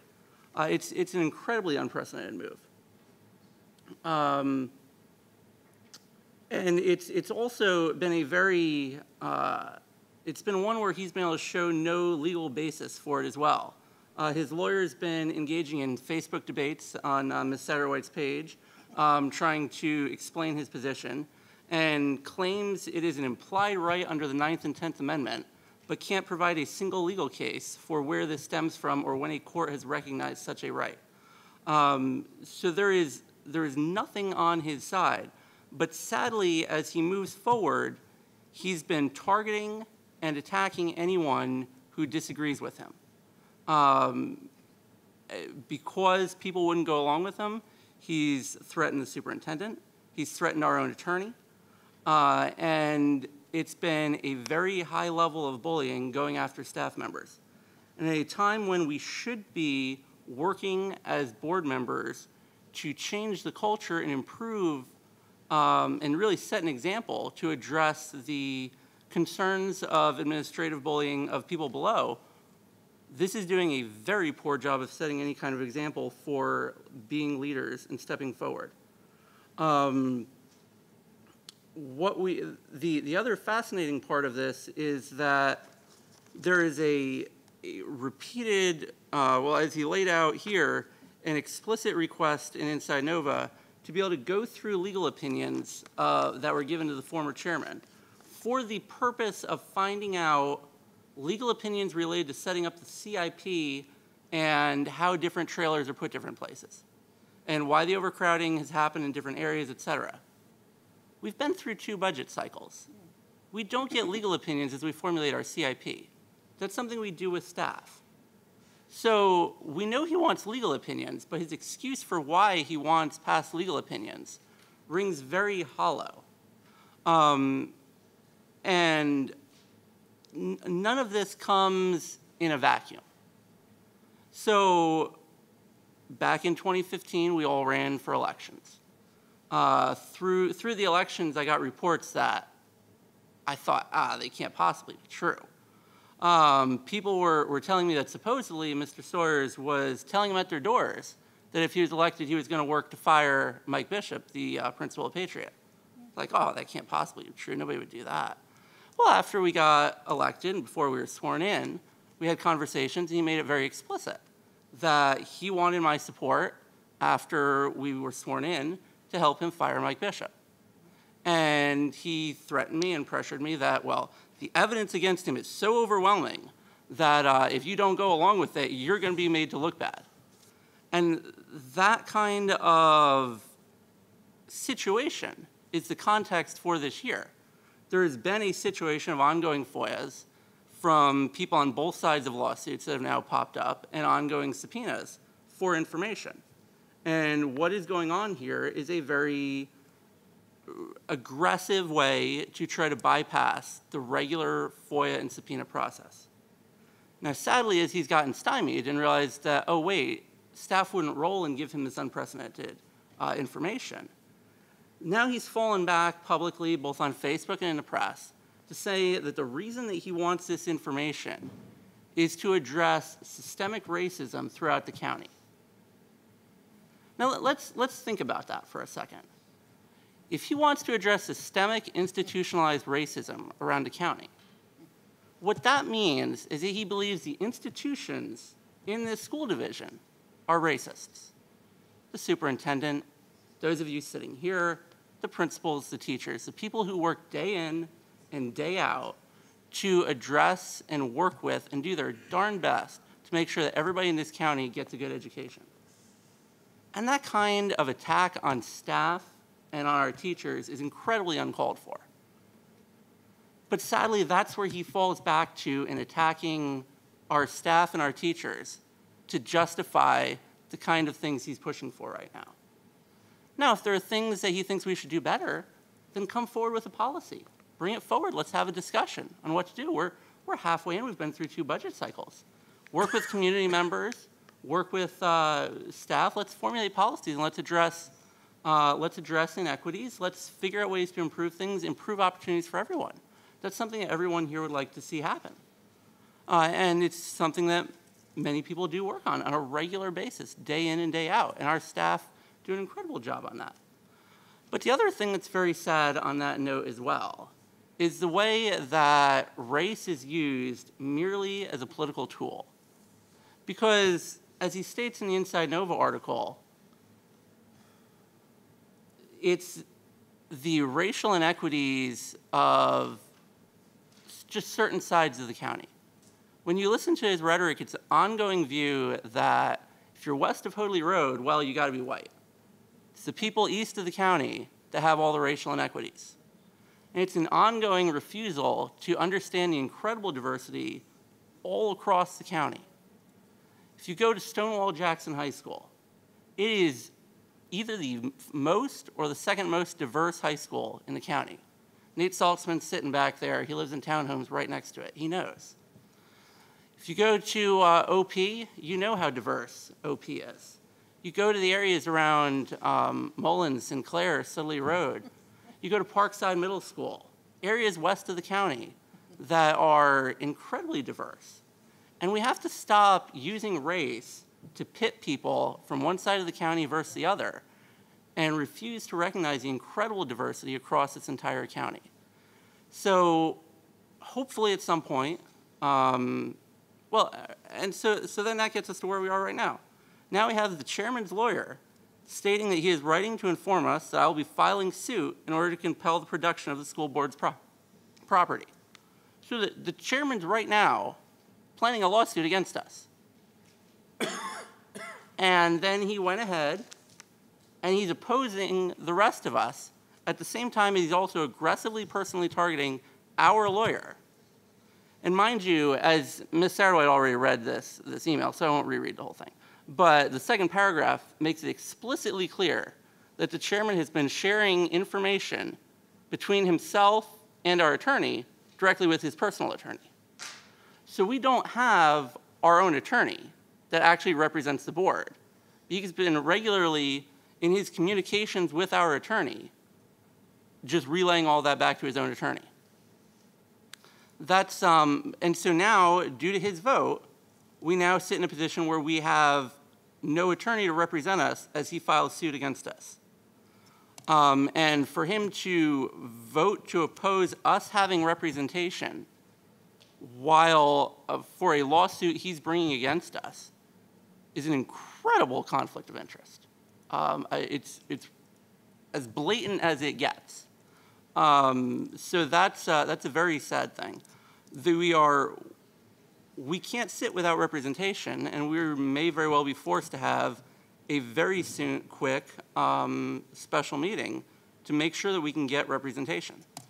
The joys of having a congressman, congressional candidate sitting there. We've found it out at the PWCS level. We found it out here. Thank you, Mr. Deutsch. Mr. Whoop. I'm not going to comment on any of that because I feel like we'll all be in court. So let's stay positive. Thank you, Miss Jessie. Oh, you're gone. Thank you, Miss Jessie. She did attend 2 of my School of Excellence events, as many of you know. Oh, right on cue. Thank you, Miss Jessie, for attending. It's like a play tonight. Enter stage right. Thank you, Miss Jessie, for attending 2 of my School of Excellence events. As many of you know, I do work a full-time job, and I was in Chicago, and so I miss Swans Creek and Williams Elementary, so I appreciate that. I also missed, as I mentioned at the last school board meeting, I wouldn't be at the PWA Town Hall. Here was great, so shout out to you guys again.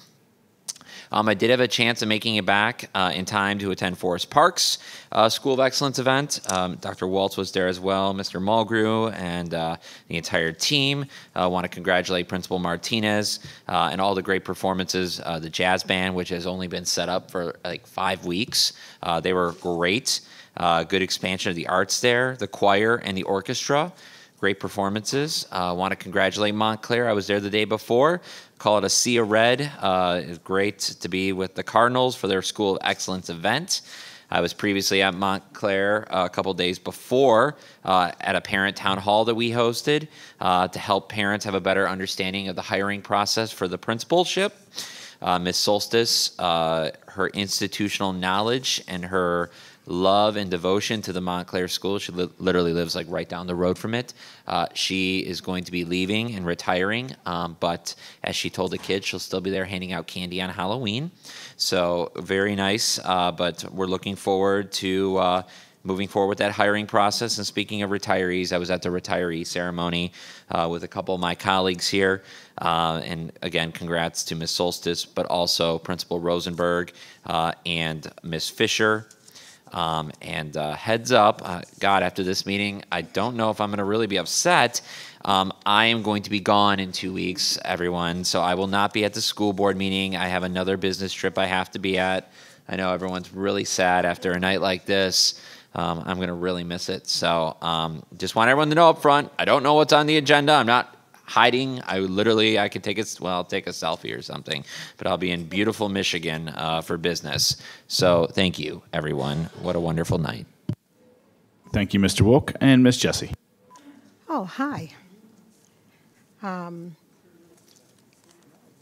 want to announce that I visit the back room and I was given Skittles.